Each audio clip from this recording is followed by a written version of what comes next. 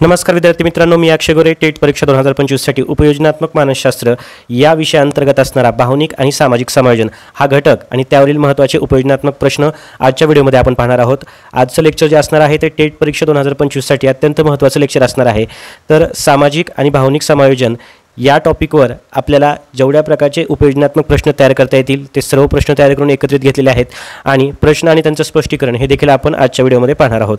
Video सुरू करण्यापूर्वी महत्त्वाची सूचना, आपण येणाऱ्या टेट परीक्षा 2025 साठी इंग्लिश विषयाच्या 10 फ्री टेस्ट आपल्या अक्षय गोरे ह्या ॲपवर दिलेल्या आहेत. मराठी विषयांच्या 10 टेस्ट त्या ठिकाणी उपलब्ध आहेत. तसेच मानसशास्त्र विषयाच्या 20 टेस्ट अक्षय गोरे या ॲपवर फ्री उपलब्ध आहेत. तसंच जे काय आपण लेक्चर्स घेतोय त्याच्या PDF, मानसशास्त्र विषयाच्या नोट्स या सर्व गोष्टी आपल्या ॲपवर उपलब्ध आहेत. जर तुम्ही आणखीनही ॲप डाउनलोड नसेल केलं तर त्या ठिकाणी प्ले स्टोअरवर जाऊन अक्षय गोरे असं सर्च करा आणि ॲप डाउनलोड करा. ठीक आहे. सर्वांसाठी सूचना आणि महत्त्वाचं म्हणजे IBPSचा पॅटर्न लक्षात घेऊन इंग्रजी या विषयाची विद्यार्थ्यांची मागणी होती. IBPSने या आधीच्या वर्षी विचारलेले जे प्रश्न आहेत तेच प्रश्न आपण त्या टेस्टमध्ये घेतलेले आहेत. त्याच पॅटर्नला आपण फॉलो केलेला आहे. त्यामुळं नक्की ॲप डाउनलोड करा आणि टेस्ट सोडवा. ठीक आहे. तर चला सुरुवात करूया लेक्चरला. तर पहा, पहिला प्रश्न आहे, शाळेत एका विद्यार्थ्याला सतत अपयशाची भीती म्हणजेच फिअर ऑफ फेल्युअर वाटत असल्याने तो नवीन शैक्षणिक क्रियाकल्पापासून भाग घेण्याचं टाळतो. तर अध्यापनशास्त्राच्या दृष्टिकोनातून विद्यार्थ्याच्या भावनिक समायोजन सुधारण्यासाठी शिक्षकाने खालीलपैकी कोणती पद्धत वापरणे सर्वात प्रभावी ठरेल? पहा, पर्याय आहेत. विद्यार्थ्याला फक्त सोपी कामे देऊन त्याला यशस्वी झाल्याचा अनुभव देणे. तर पहा, या ठिकाणी खोटी माहिती सांगितल्यासारखं होतं, त्यामुळं या ठिकाणी पर्याय चुकीचा होतो. यानंतर विद्यार्थ्याच्या क्षमतेपेक्षा जास्त आव्हानात्मक कामे देऊन त्याला कठोर बनवणे. क्षमतेपेक्षा जर त्याला जास्त आव्हानात्मक कामं दिली तर तो त्या ठिकाणी अपयशी होऊ शकतो आणि त्याची जी भीती आहे ती आणखीन वाढणार आहे, कमी होणार नाही. त्यामुळं ब देखील चुकीचं आहे. क आहे, मास्टरी ओरिएंटेड उद्दिष्टे निश्चित करण्यात मदत करणे आणि त्याच्या प्रयत्नांचे कौतुक करणे. तर पहा, या ठिकाणी हे उत्तर असणार आहे. याचं स्पष्टीकरण पाहूया. चला स्पष्टीकरण आहे, अपयशाची भीती असलेल्या विद्यार्थ्यांसाठी मास्टरी ओरिएंटेड उद्दिष्टे जेथे शिकण्यावर आणि प्रगतीवर लक्ष केंद्रित जातं, परिणामावर नाही, निश्चित महत्त्वाचे आहेत. पहा, या ठिकाणी मास्टरी ओरिएंटेड म्हणजे काय आहे, तर जेथे शिकण्यावर आणि प्रगतीवर लक्ष केंद्रित जातं तर परिणामावर या ठिकाणी लक्ष केंद्रित केलं जात नाही. शिक्षकाने त्यांच्या प्रयत्नांना आणि लहान यशांना महत्त्व दिल्यास विद्यार्थ्यांची आंतरिक प्रेरणा जी आहे ती वाढते आणि अपयशाची भीती कमी होऊन भावनिक सुरक्षितता विद्यार्थ्यामध्ये येते. केवळ सोपी कामे दिल्यास त्यांची क्षमता विकसित होणार नाही तर कठोरता आणि त्या ठिकाणी त्यांची भीती जी आहे ती वाढणार आहे. तर अशा प्रकारे पहिल्या प्रश्नाचं उत्तर आपण पाहिलेलं आहे. यानंतर पुढचा प्रश्न पाहूया. एक प्रश्न पाहूया. लक्षात ठेवा, या ठिकाणी भावनिक आणि सामाजिक समायोजन याच्यावरचे सर्व टाईपचे प्रश्न एकत्रित करण्याचा प्रयत्न केलेला आहे. त्यामुळे एक्झामच्या आधी तुम्हाला हे सर्व प्रश्न डोळ्याखालून जाणं खूप जास्त महत्त्वाचं आहे. ठीक आहे. चला पुढचा प्रश्न पाहूया. प्रश्न क्रमांक 2. प्रश्न आहे, एका वर्ग शिक्षकाला असे आढळले की त्यांच्या वर्गातील काही विद्यार्थी शैक्षणिक तणावामुळे वारंवार चिडचिड करतात, एकाग्रता गमावतात आणि शाळेत अनुपस्थित राहतात. या विद्यार्थ्यांच्या भावनिक आरोग्यासाठी आणि समायोजनासाठी शिक्षकाने कोणते उपाय योजावेत? तर पहा, ॲकॅडमिक स्ट्रेस याच्यावर या ठिकाणी हा प्रश्न विचारण्यात आलेला आहे. तर पहा, विद्यार्थी काय करतात, वारंवार चिडचिड करतात, एकाग्रता त्यांचं कॉन्सन्ट्रेशन जे आहे ते गमावतात. तर शिक्षकांनी त्यांच्या भावनिक आरोग्यासाठी आणि समायोजनासाठी कोणते उपाय करायचे आहेत असा प्रश्न आहे. पहा, पर्याय आहेत, सर्व विद्यार्थ्यांना कठोर शिस्तीचे नियम लागू करणे. यानंतर अभ्यासक्रमाची काठिण्य पातळी कमी करणे. तर पहा, सर्व विद्यार्थ्यांना कठोर शिस्तीचे नियम लागू करणे. या ठिकाणी एक सक्ती या पर्यायामध्ये दिसते. पहा, पहिला जो पर्याय आहे त्याच्यामध्ये सक्ती दिसते आणि ज्या ठिकाणी सक्ती करणे, ठीक आहे, विद्यार्थ्यांना एकटे बसवणे, विद्यार्थ्यांकडे दुर्लक्ष करणे, विद्यार्थ्यांना शिक्षा करणे, अशा प्रकारचे निगेटिव्ह वर्ड्स असतात. ठीक आहे. या ठिकाणी कडक सर्वच विद्यार्थ्यांना कठोर शिस्तीचे नियम लागू करणे म्हणजे काय आहे, एक प्रकारची विद्यार्थ्यांवर सक्ती करणे आहे. त्याच्यामुळं पर्याय अ जो आहे तो निगेटिव्ह पर्यायामध्ये येतो, ते उत्तर असणार नाही. अभ्यासक्रमाची काठिण्य पातळी कमी करणे. तर पहा, विद्यार्थी चिडचिड करतात, एकाग्रता गमावतात, म्हणून अभ्यासक्रमाची काठिण्य पातळी कमी करायची का? अभ्यासक्रम सर्वांसाठी सारखाच असतो. ठीक आहे. आणि त्याच्यामुळे आपण अभ्यासक्रमाची काठिण्य पातळी कमी करू शकत नाही. पर्याय ब देखील उत्तर असणार नाही. यानंतर पहा, विद्यार्थ्यांना ताणतणाव व्यवस्थापन तंत्रे, स्ट्रेस मॅनेजमेंट टेक्निक शिकवणे व त्यांच्या भावना व्यक्त करण्यासाठी सुरक्षित वातावरण निर्माण करणे. ड आहे, पालक शिक्षक बैठकीत विद्यार्थ्यांना नकारात्मक वर्तनावर टीका करणे. टीका करणे देखील चुकीचं आहे. आपलं उत्तर असणार आहे क. त्याचं स्पष्टीकरण आता आपण पाहूया. पहा, शैक्षणिक ताणतणावामुळे निर्माण होणाऱ्या भावनिक समस्यावर मात करण्यासाठी विद्यार्थ्यांना ताणतणाव व्यवस्थापनाची कौशल्ये, उदाहरणार्थ दीर्घ श्वास घेणे, माइंडफुलनेस ह्या गोष्टी शिकवणं अत्यंत महत्त्वाचं आहे. त्याचबरोबर शिक्षक विद्यार्थ्यांमध्ये विश्वासाचं नातं निर्माण करून विद्यार्थ्यांना त्यांच्या भावना व्यक्त करण्यासाठी एक सुरक्षित आणि स्वीकारार्ह जे काही व्यासपीठ आहे ते उपलब्ध करून देणं आणि त्यांच्या भावनिक समायोजनासाठी हे खूप जास्त महत्त्वाचं आहे. तर पहा, कठोर शिस्त आणि टीका यामुळे ताणतणाव वाढू शकतो. या ठिकाणी पर्यायामध्ये दिलं होतं की सर्व विद्यार्थ्यांना कठोर शिस्तीचे नियम लागू करणे, परंतु पहा, कठोर शिस्त आणि टीका याच्यामुळे काय होतो, स्ट्रेस कमी होईल का, तर स्ट्रेस जास्तच होणार आहे. ठीक आहे, चला पुढचा प्रश्न पाहूया. प्रश्न क्रमांक 3. चला प्रश्न 3. किशोरावस्थेतील विद्यार्थ्यांमध्ये भावनिक अस्थिरता अधिक दिसून येते. अध्यापनशास्त्राच्या दृष्टिकोनातून शिक्षकाने भावनिक चढउतारांना कसे हाताळावे जेणेकरून विद्यार्थ्यांना भावनिक समायोजन सुधारेल. तर पहा, इमोशनल त्या ठिकाणी जी काय ॲडजस्टमेंट आहे, भावनिक समायोजन आहे ते विद्यार्थ्यांचं सुधारायचं आहे. तर त्यासाठी शिक्षकांनी काय करायचं आहे. तर पहा, पर्याय आहेत. विद्यार्थ्यांच्या भावनिक प्रतिक्रियांना दुर्लक्षित करणे. पहा, दुर्लक्षित करणे म्हणलं की मी या ठिकाणी फुली मारलेली आहे. चला पुढचा पर्याय बघू. त्यांना कठोरपणे शिक्षा करणे मग अशीच सांगितलं होतं मी पहिल्या प्रश्नामध्ये, चुकीचं आहे. त्यांच्या भावनांना ओळखणे, समजून घेणे आणि त्यांना योग्य भावनिक अभिव्यक्तीसाठी मार्गदर्शन करणे. केवळ या ठिकाणी दिलेलं आहे. पहा, केवळ शैक्षणिक कामगिरीवर लक्ष केंद्रित करणे आणि भावनिक बाबींकडे दुर्लक्ष करणे अंडरलाईन केलेलं या ठिकाणी चुकीचं आहे. ठीक आहे, या ठिकाणी बरोबर आहे. पर्याय क जो असणार आहे तो बरोबर असणार आहे. स्पष्टीकरण या ठिकाणी पहा, या ठिकाणी कशा प्रकारे मी या ठिकाणी ऑप्शन्स एलिमिनेट करतोय ते पाहायचे तुम्ही एक्झामसाठी. ते जास्त महत्त्वाचं आहे की पर्याय आपण एक कसे एलिमिनेट करतोय. कारण बरोबर उत्तर जरी समजा आपल्याला माहिती नसलं, परंतु काही उत्तर आपल्याला पर्याय माहीत असतात की हे तर उत्तर नसणार आहे. अशा प्रकारे 2 पर्याय तर आपण एलिमिनेट करू शकतो. नंतर आपण 50-50 आन्सर देऊ शकतो. ठीक आहे, या ठिकाणी आपण 3ही पर्याय या ठिकाणी एलिमिनेट केलेले आहेत आणि नंतर बरोबर उत्तराकडे गेलेलो आहोत. तर हे परीक्षेच्या दृष्टीने महत्त्वाचं असतं. जेव्हा मानसशास्त्र विषयात तुम्हाला कमीत कमी वेळामध्ये प्रश्न सॉल्व्ह होतील ना, त्याच वेळेस तुम्हाला गणित, बुद्धिमत्ता या विषयांसाठी वेळ देता येईल. त्याच्यामुळं आपल्याला मानसशास्त्र विषय हा प्रश्न पाहिल्या आपल्याला 5 सेकंदाच्या वेळेमध्ये आपल्याला एक उत्तराची कल्पना आली पाहिजे किंवा 2 ऑप्शनपर्यंत आपण पोहोचू शकलो पाहिजे की चला ठीक आहे, दोन्हीपैकी एक असणार आहे. ठीक आहे, चला स्पष्टीकरण पाहूया. किशोरावस्थेतील भावनिक अस्थिरता सामान्य आहे. पहा, ॲडॉलसेन्समध्ये किशोरावस्था म्हणजे काय आहे, कुठला काळ आहे हा, 12 ते 14 वर्षांचा किंवा 15 वर्षांचा काळ असतो. किशोरावस्थेतील भावनिक अस्थिरता सामान्य आहे. तर त्या काळाला काय म्हणतात पहा, स्टॅनली हॉल फादर ऑफ ॲडॉलसेन्स असं आपण त्यांना म्हणतो. सीटेटचे लेक्चर किंवा TETचे लेक्चर ज्यांनी आपले पाहिले असतील त्यांना माहिती आहे. आपण सर्व लेक्चर्स इन डिटेल घेतले होते, प्रत्येक अवस्थेची वैशिष्ट्य घेतली होती. आता पण आपले 60पेक्षा जास्त मानसशास्त्राचे व्हिडिओ त्या प्लेलिस्टमध्ये तुम्ही पाहू शकता. तुम्ही आता 2025मध्ये व्हिडिओ पाहताय. आपण 2020पासून अक्षय गोरे या चॅनलवर मानसशास्त्राचे व्हिडिओ बनवतोय आणि त्याला भरभरून प्रेम आपल्या पूर्ण महाराष्ट्रातील शिक्षक मित्रांकडून भेटलेला आहे. तर त्याच्यामध्ये आपण काय केलं होतं, प्रत्येक अवस्थेची वैशिष्ट्य, प्रत्येक टॉपिक जो आहे इन डिटेल अभ्यासलेला आहे. जे आपल्या आधीपासून लेक्चर बघतात त्यांना या ठिकाणी आठवलं असेल की पहा, स्टॅनली हॉल यांना काय म्हणतात, फादर ऑफ ॲडॉलसेन्स, किशोरावस्थेचे जनक म्हणतात. त्यांनी काय सांगितलं होतं, वादळाचा काळ असणार आहे. किशोरावस्था कसा असणार आहे, भावनिक वादळाचा, ठीक आहे, तो काळ असणार आहे.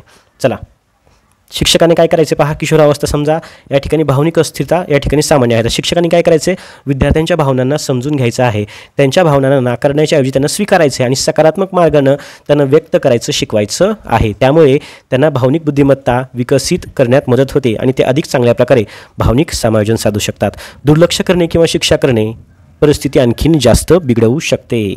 तर पहा, या ठिकाणी दुर्लक्ष करायचं नाही. या ठिकाणी सांगितल्याप्रमाणे ज्या ठिकाणी मी फुल्या मारल्यात, उगाच या ठिकाणी पेन आहे म्हणून मी फुल्या मारलेल्या नाहीत.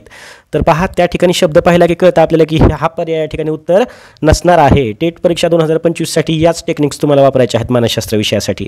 ठीक आहे, त्याच्यामुळं थोडंसं लक्ष द्या. सांगतो त्या गोष्टी या ठिकाणी टाईमपाससाठी नाहीत. ठीक आहे, चला. एका शाळेत विद्यार्थ्याच्या भावनिक आरोग्यासाठी सामाजिक भावनिक शिक्षण म्हणजे सोशल इमोशनल लर्निंग, त्याला आपण SEL असं म्हणतो, कार्यक्रम राबवला जातो. या कार्यक्रमाचा मुख्य उद्देश काय आहे, जो भावनिक समायोजनासाठी महत्त्वाचा ठरतो. तर पहा, सोशल इमोशनल लर्निंग SEL या कार्यक्रमाचा मुख्य उद्देश काय असतो असं या ठिकाणी विचारलेलं आहे. ठीक आहे, प्रत्येक ठिकाणी 4 पर्याय वाचायचे, तुमचा टाईमपास करायचा, नंतर उत्तर सांगायचं. हे करण्यापेक्षा आपण प्रश्न आणि स्पष्टीकरण पाहूया, जेणेकरून मला पुढचा मॅरेथॉनचा व्हिडिओ बनवता येईल. बरोबर, कमीत कमी वेळामध्ये आपल्या मानसशास्त्र विषयाचे जास्तीत जास्त मॅरेथॉन लेक्चर्स होतील. चला, तर पहा, या ठिकाणी केवळ असणार तरी सुद्धा आपण पर्याय कट करू शकतो. पहा, या ठिकाणी केवळ विद्यार्थ्यांच्या शैक्षणिक कामगिरी सुधारेल. या ठिकाणी काय सांगितलं, सोशल इमोशनल लर्निंग, या ठिकाणी शब्द बघत जा. सोशल या ठिकाणी सामाजिक आणि भावनिक त्या ठिकाणी लर्निंग होणार आहे. ठीक आहे, शैक्षणिक कामगिरी सुधारणे या ठिकाणी त्याचा उद्देश असणार का, नाही. विद्यार्थ्यांचा स्वतःच्या व इतरांच्या भावना ओळखण्यास, समजून घेण्यास आणि व्यवस्थापन करण्यास शिकवणे, या ठिकाणी हे बरोबर असणार आहे. ठीक आहे, स्वतःच्या इतरांच्या भावना ओळखणे यालाच काय म्हणतात पहा, सामाजिक समायोजन म्हणतात. ठीक आहे, तर सामाजिक समायोजन, भावनिक समायोजन हे काय आहे, स्वतःच्या भावना इतरांच्या म्हणजे समाजामधील व्यक्तींच्या आणि त्यांचं व्यवस्थापन करणे, यालाच काय म्हणतात सामाजिक समायोजन भावनिक समायोजनामध्ये हा घटक येतो. तर पहा, विद्यार्थ्यांना केवळ समाजात कसे वागावे हे शिकवणे चुकीचं आहे, केवळ ज्ञान वाढवणे चुकीचं आहे. उत्तर असणार आहे आपलं ब. स्पष्टीकरण या ठिकाणी आपण पाहू शकतो.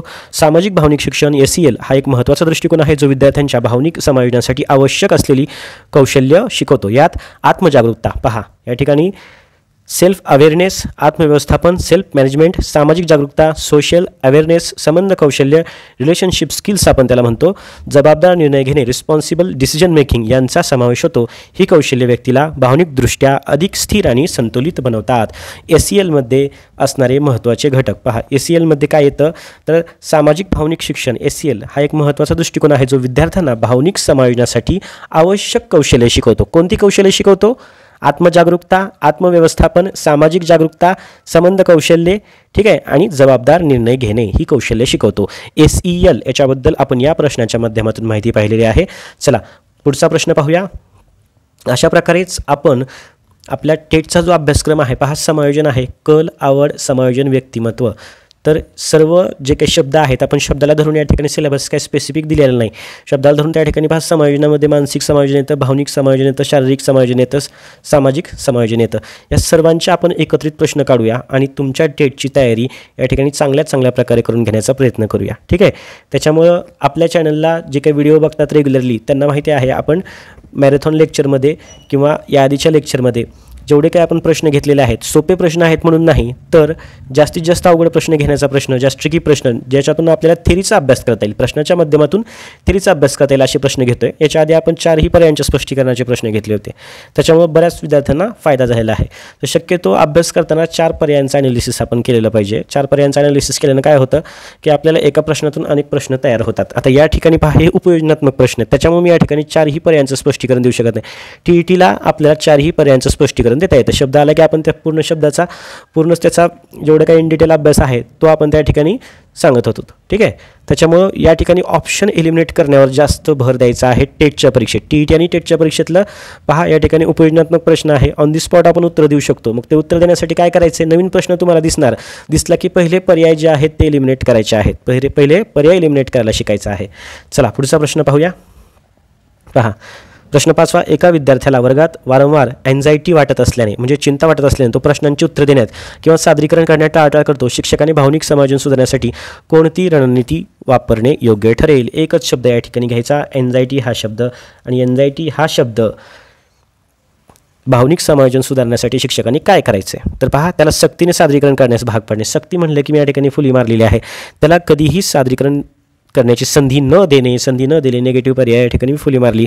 त्याला गटात किंवा फक्त शिक्षकासमोर बोलण्याची संधी देऊन हळूहळू सार्वजनिक ठिकाणी बोलण्याची सवय लावणे. त्याच्या चिंतेकडे दुर्लक्ष करणे. दुर्लक्ष म्हणलं की या ठिकाणी फुली मारलेली आहे.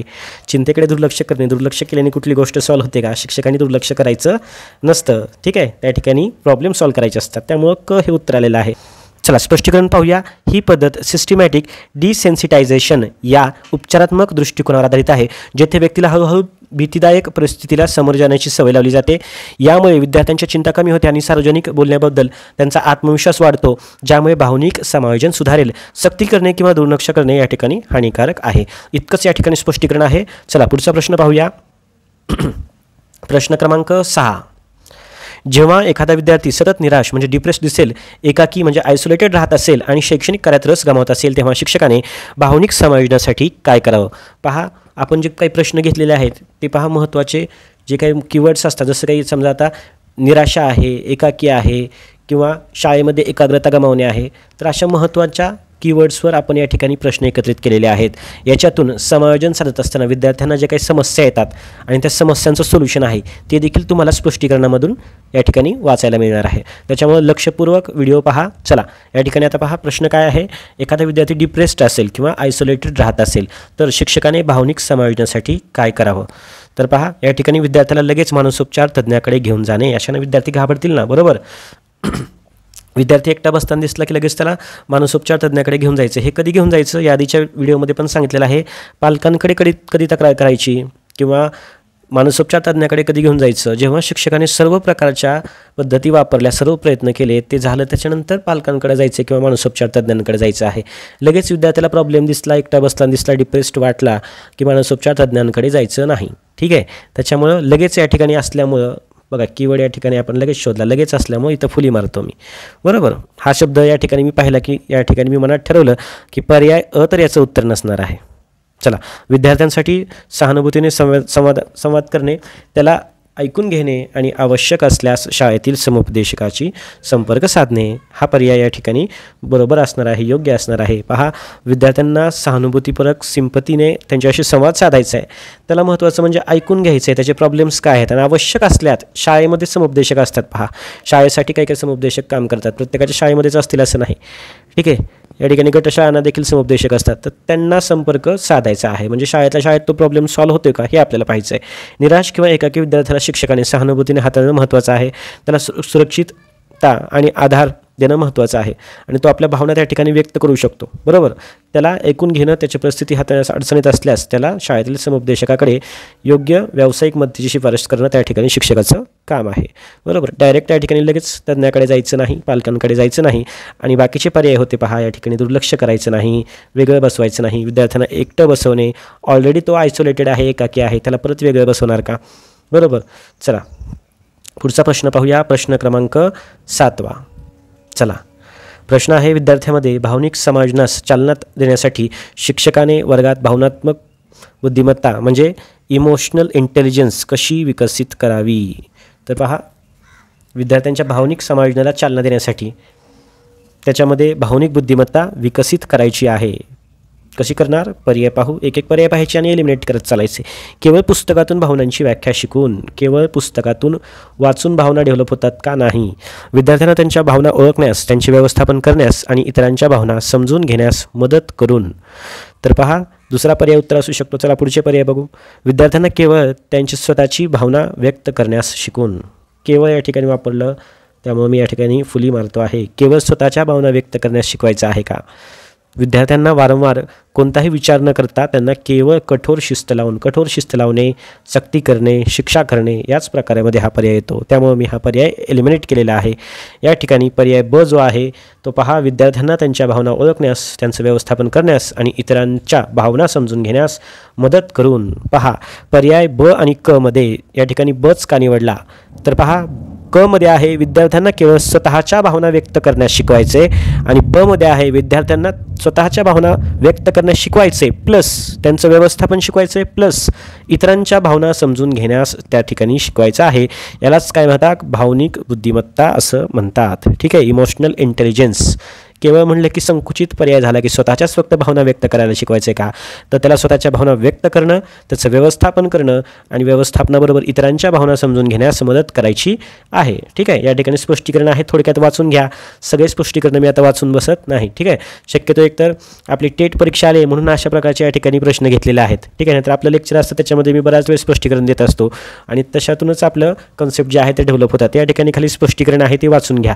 मला जे वाटतं ते मी स्पष्टीकरण देत चालतो. ठीक आहे, सगळे स्पष्टीकरण मी वाचून दाखवू शकत नाही, पण आता टेट परीक्षा आलेली आहे, तुम्हाला जास्तीत जास्त प्रश्नांची आवश्यकता आहे त्याच्यामुळं. आणि ही PDF आपण आपल्या अक्षय गोरे ॲपवर देतोय. उद्या जर तुम्ही फक्त प्रश्नच बघितले, खाली स्पष्टीकरणच नाही म्हटल्यानंतर तुम्ही कसा अभ्यास करणार, त्यासाठी या ठिकाणी मी स्पष्टीकरण देखील घेतलेले आहेत. ठीक आहे, नाहीतर आपलं स्पष्टीकरण चालू असतं आपल्या लेक्चरमध्ये, तुम्हाला माहिती आहे. चला पुढचा प्रश्न, शाळेतील विद्यार्थ्यांमध्ये वाढलेल्या स्पर्धात्मक वातावरणामुळे किंवा स्पर्धेमुळे अनेकदा भावनिक ताणतणाव निर्माण होतो. शिक्षकाने विद्यार्थ्यांमध्ये सकारात्मक भावनिक समायोजन वाढवण्यासाठी काय करावं. पहा, शेवटचं वाक्य बघा, विद्यार्थ्यांमध्ये सकारात्मक भावनिक समायोजन वाढवणे याच्यासाठी शिक्षकांनी काय करायचं आहे. तर पहा, स्पर्धा आणखीन वाढवणे जेणेकरून विद्यार्थी अधिक कठोर परिश्रम घेतील. पहा, सकारात्मक भावनिक समायोजन वाढवायचं आहे. स्पर्धा आणखीन वाढवल्याने विद्यार्थी डिप्रेस होऊ शकतात. केवळ विजेत्यांचं कौतुक करणे, हारणाऱ्यांना दुर्लक्षित करणे चुकीचं आहे. सहकार्य आणि समूह कार्याला प्रोत्साहन देणे तसेच यशाबरोबरच प्रयत्नांनाही महत्त्व देणे. विद्यार्थ्यांना स्पर्धेत भाग घेण्यापासून परावृत्त करणे, तू भागच घेऊ नको, निगेटिव्ह पर्याय आहे. त्याच्यामुळं आपलं उत्तर काय येतं पहा, या ठिकाणी सहकार्य आणि समूह कार्य, गटकार्य केलं ना की विद्यार्थी लिडरशिप शिकतात. बरोबर, आणि त्यांचं भावनिक सकारात्मकता त्याच्यामध्ये वाढू शकते, कारण जास्तीत जास्त मुलांना बोलतात, बरोबर, जास्तीत जास्त मुलांना बोलतात, त्या ठिकाणी भावनिक विचारांची वगैरे देवाणघेवाण होते. त्याच्यामुळं स्पष्टीकरण पहा, जास्त स्पर्धात्मक वातावरणामध्ये विद्यार्थ्यामध्ये चिंता, निराशा आणि कमी आत्मसन्मान, लो सेल्फ इस्टीम निर्माण होऊ शकतो. सहकार्याला प्रोत्साहन दिल्याने विद्यार्थी एकमेकांना मदत करायला शिकतात आणि इतरांच्या यशामध्ये आनंद शोधतात. तसेच केवळ परिणामावर लक्ष केंद्रित करण्याऐवजी प्रयत्नांना आणि शिकण्याच्या प्रक्रियेला महत्त्व दिल्याने भावनिक सुरक्षितता विद्यार्थ्यांची वाढते. यानंतर प्रश्न क्रमांक 9 पाहूया. चला, एका विद्यार्थ्याला घरातून काही कौटुंबिक अडचणीमुळे भावनिक त्रास होत आहे आणि त्याचा परिणाम त्याच्या शालेय कामगिरीवर आणि वर्तनावर होत आहे.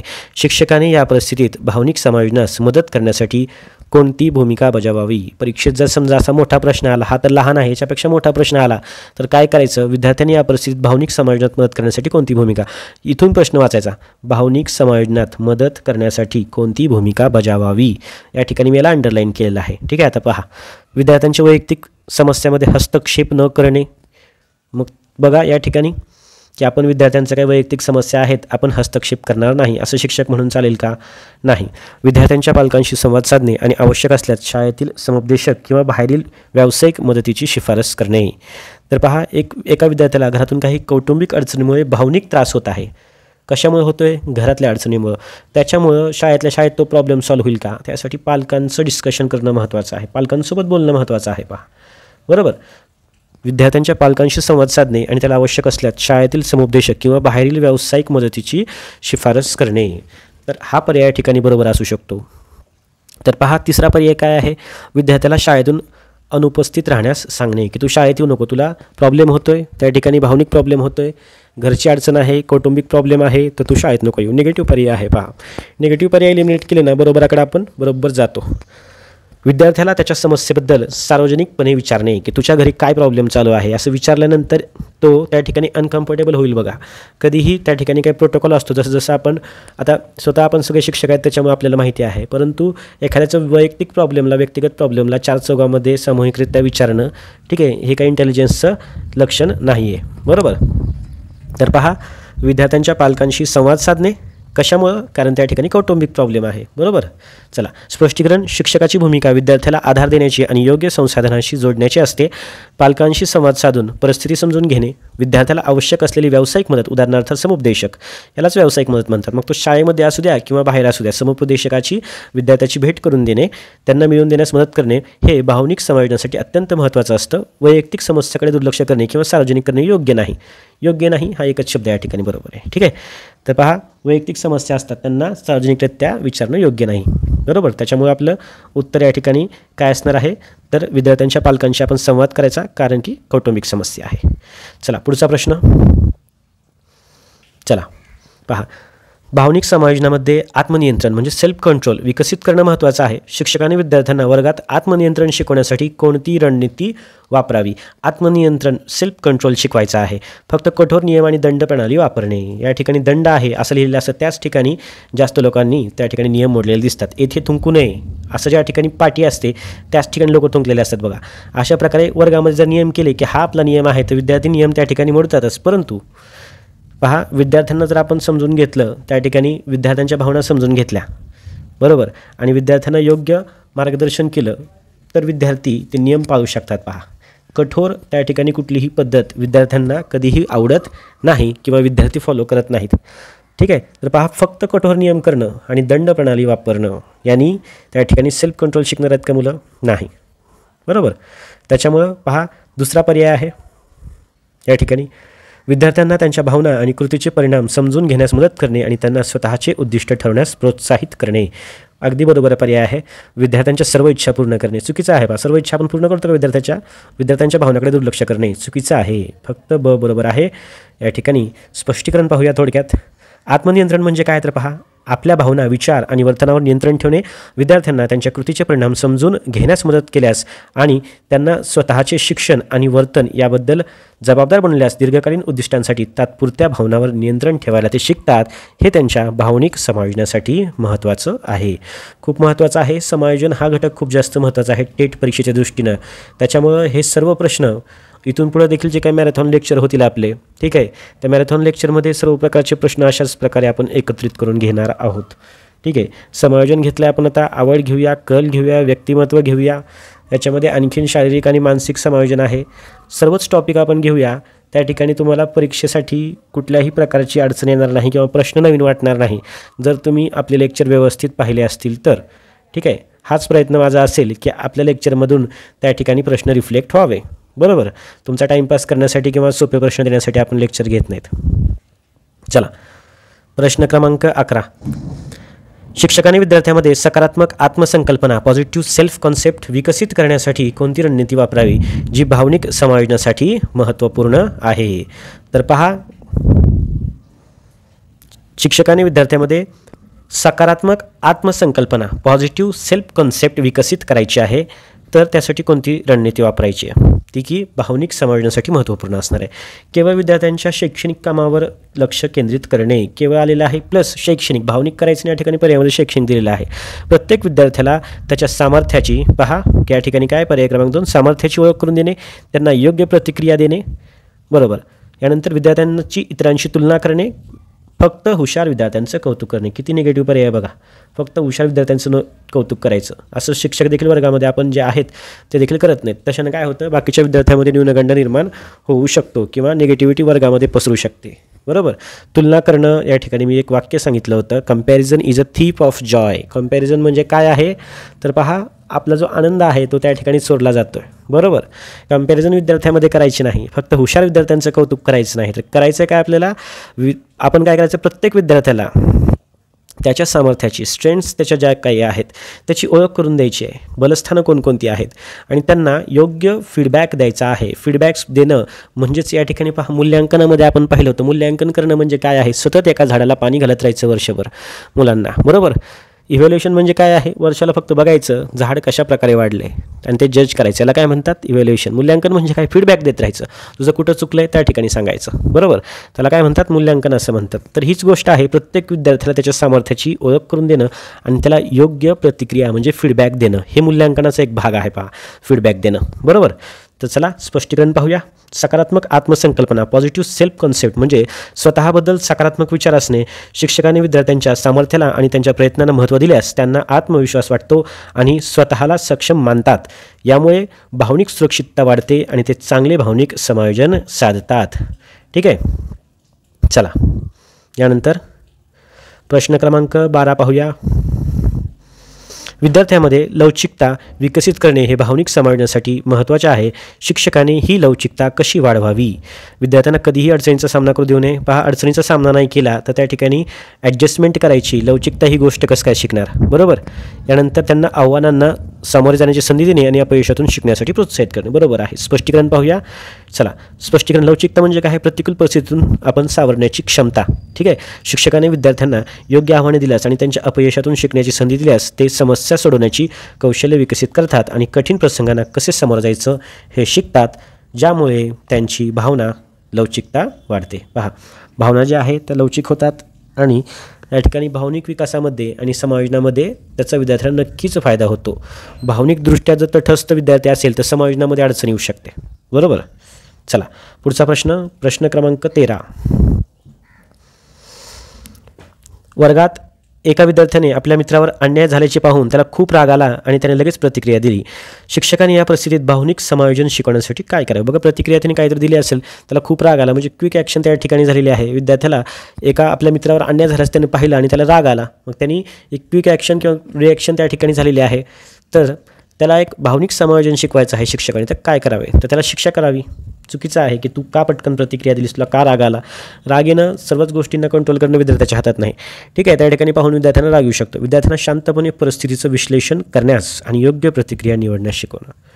की पहा, या ठिकाणी एखादी गोष्ट घडली तर तू शांतपणे त्या ठिकाणी परिस्थिती पहा, परिस्थितीचं विश्लेषण कर. तुला बरोबर आणि चुकीच्या गोष्टी तू शांत झाल्यानंतर समजतील आणि त्याच्यानंतर निर्णय घे की तुला कोणती प्रतिक्रिया द्यायची आहे.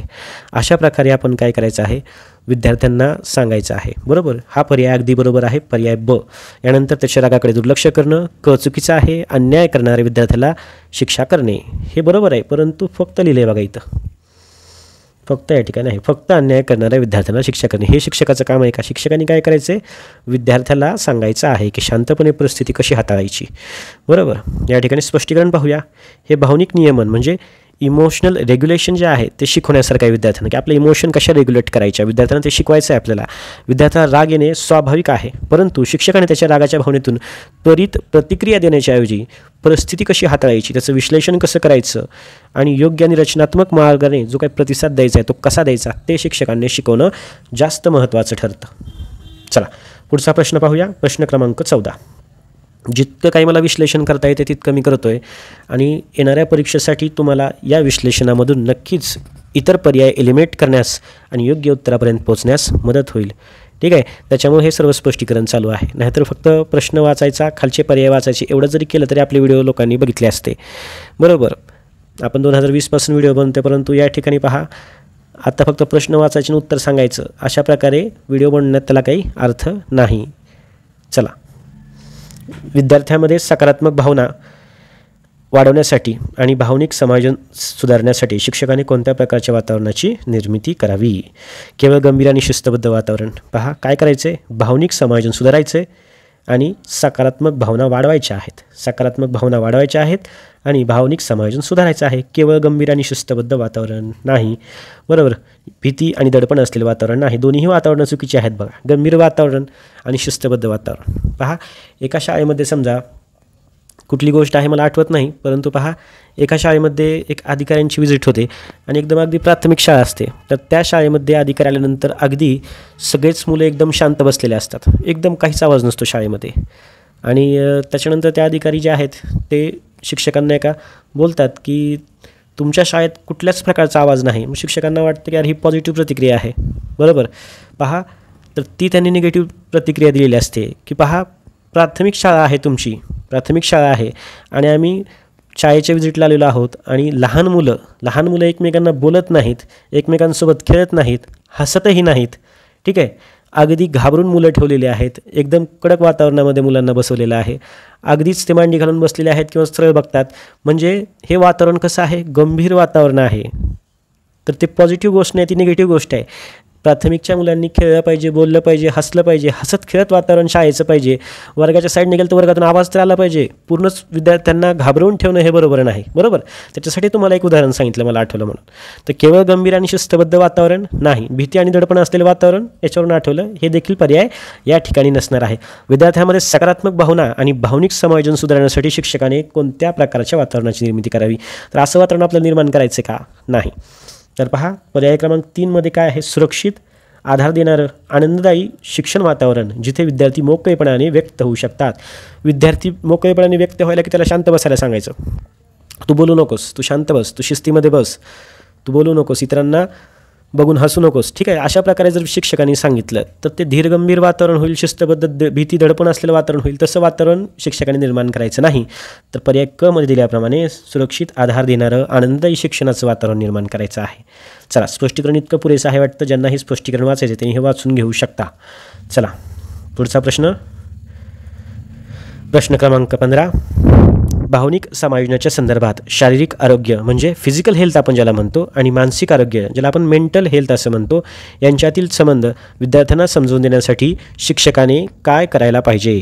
तर फक्त शारीरिक व्यायामांचे फायदे सांगणे, आपल्याला काय करायचं, फिजिकल हेल्थ आणि मेंटल हेल्थ यांच्यातील संबंध समजण्यासाठी काय करायचे? फक्त शारीरिक करायचे का या ठिकाणी? नाही. पहा, शारीरिक जर आपण त्या ठिकाणी स्पष्टीकरण करून सांगितलं तर विद्यार्थ्यांना जी काही मेंटल हेल्थ आहे त्या दोन्हीतला संबंध समजणार आहे का? नाही. तर पहा, यानंतर शारीरिक आरोग्य, योग्य आहार आणि झोप यांचा मानसिक आरोग्यावर कसा परिणाम होतो हे उदाहरणासहित स्पष्ट करणे, म्हणजे दोन्हींची या ठिकाणी सांगड लागलेली आहे. ठीक आहे, त्याच्यामुळे पर्याय ब जो आहे तो बरोबर असणार आहे. स्पष्टीकरण पाहूया.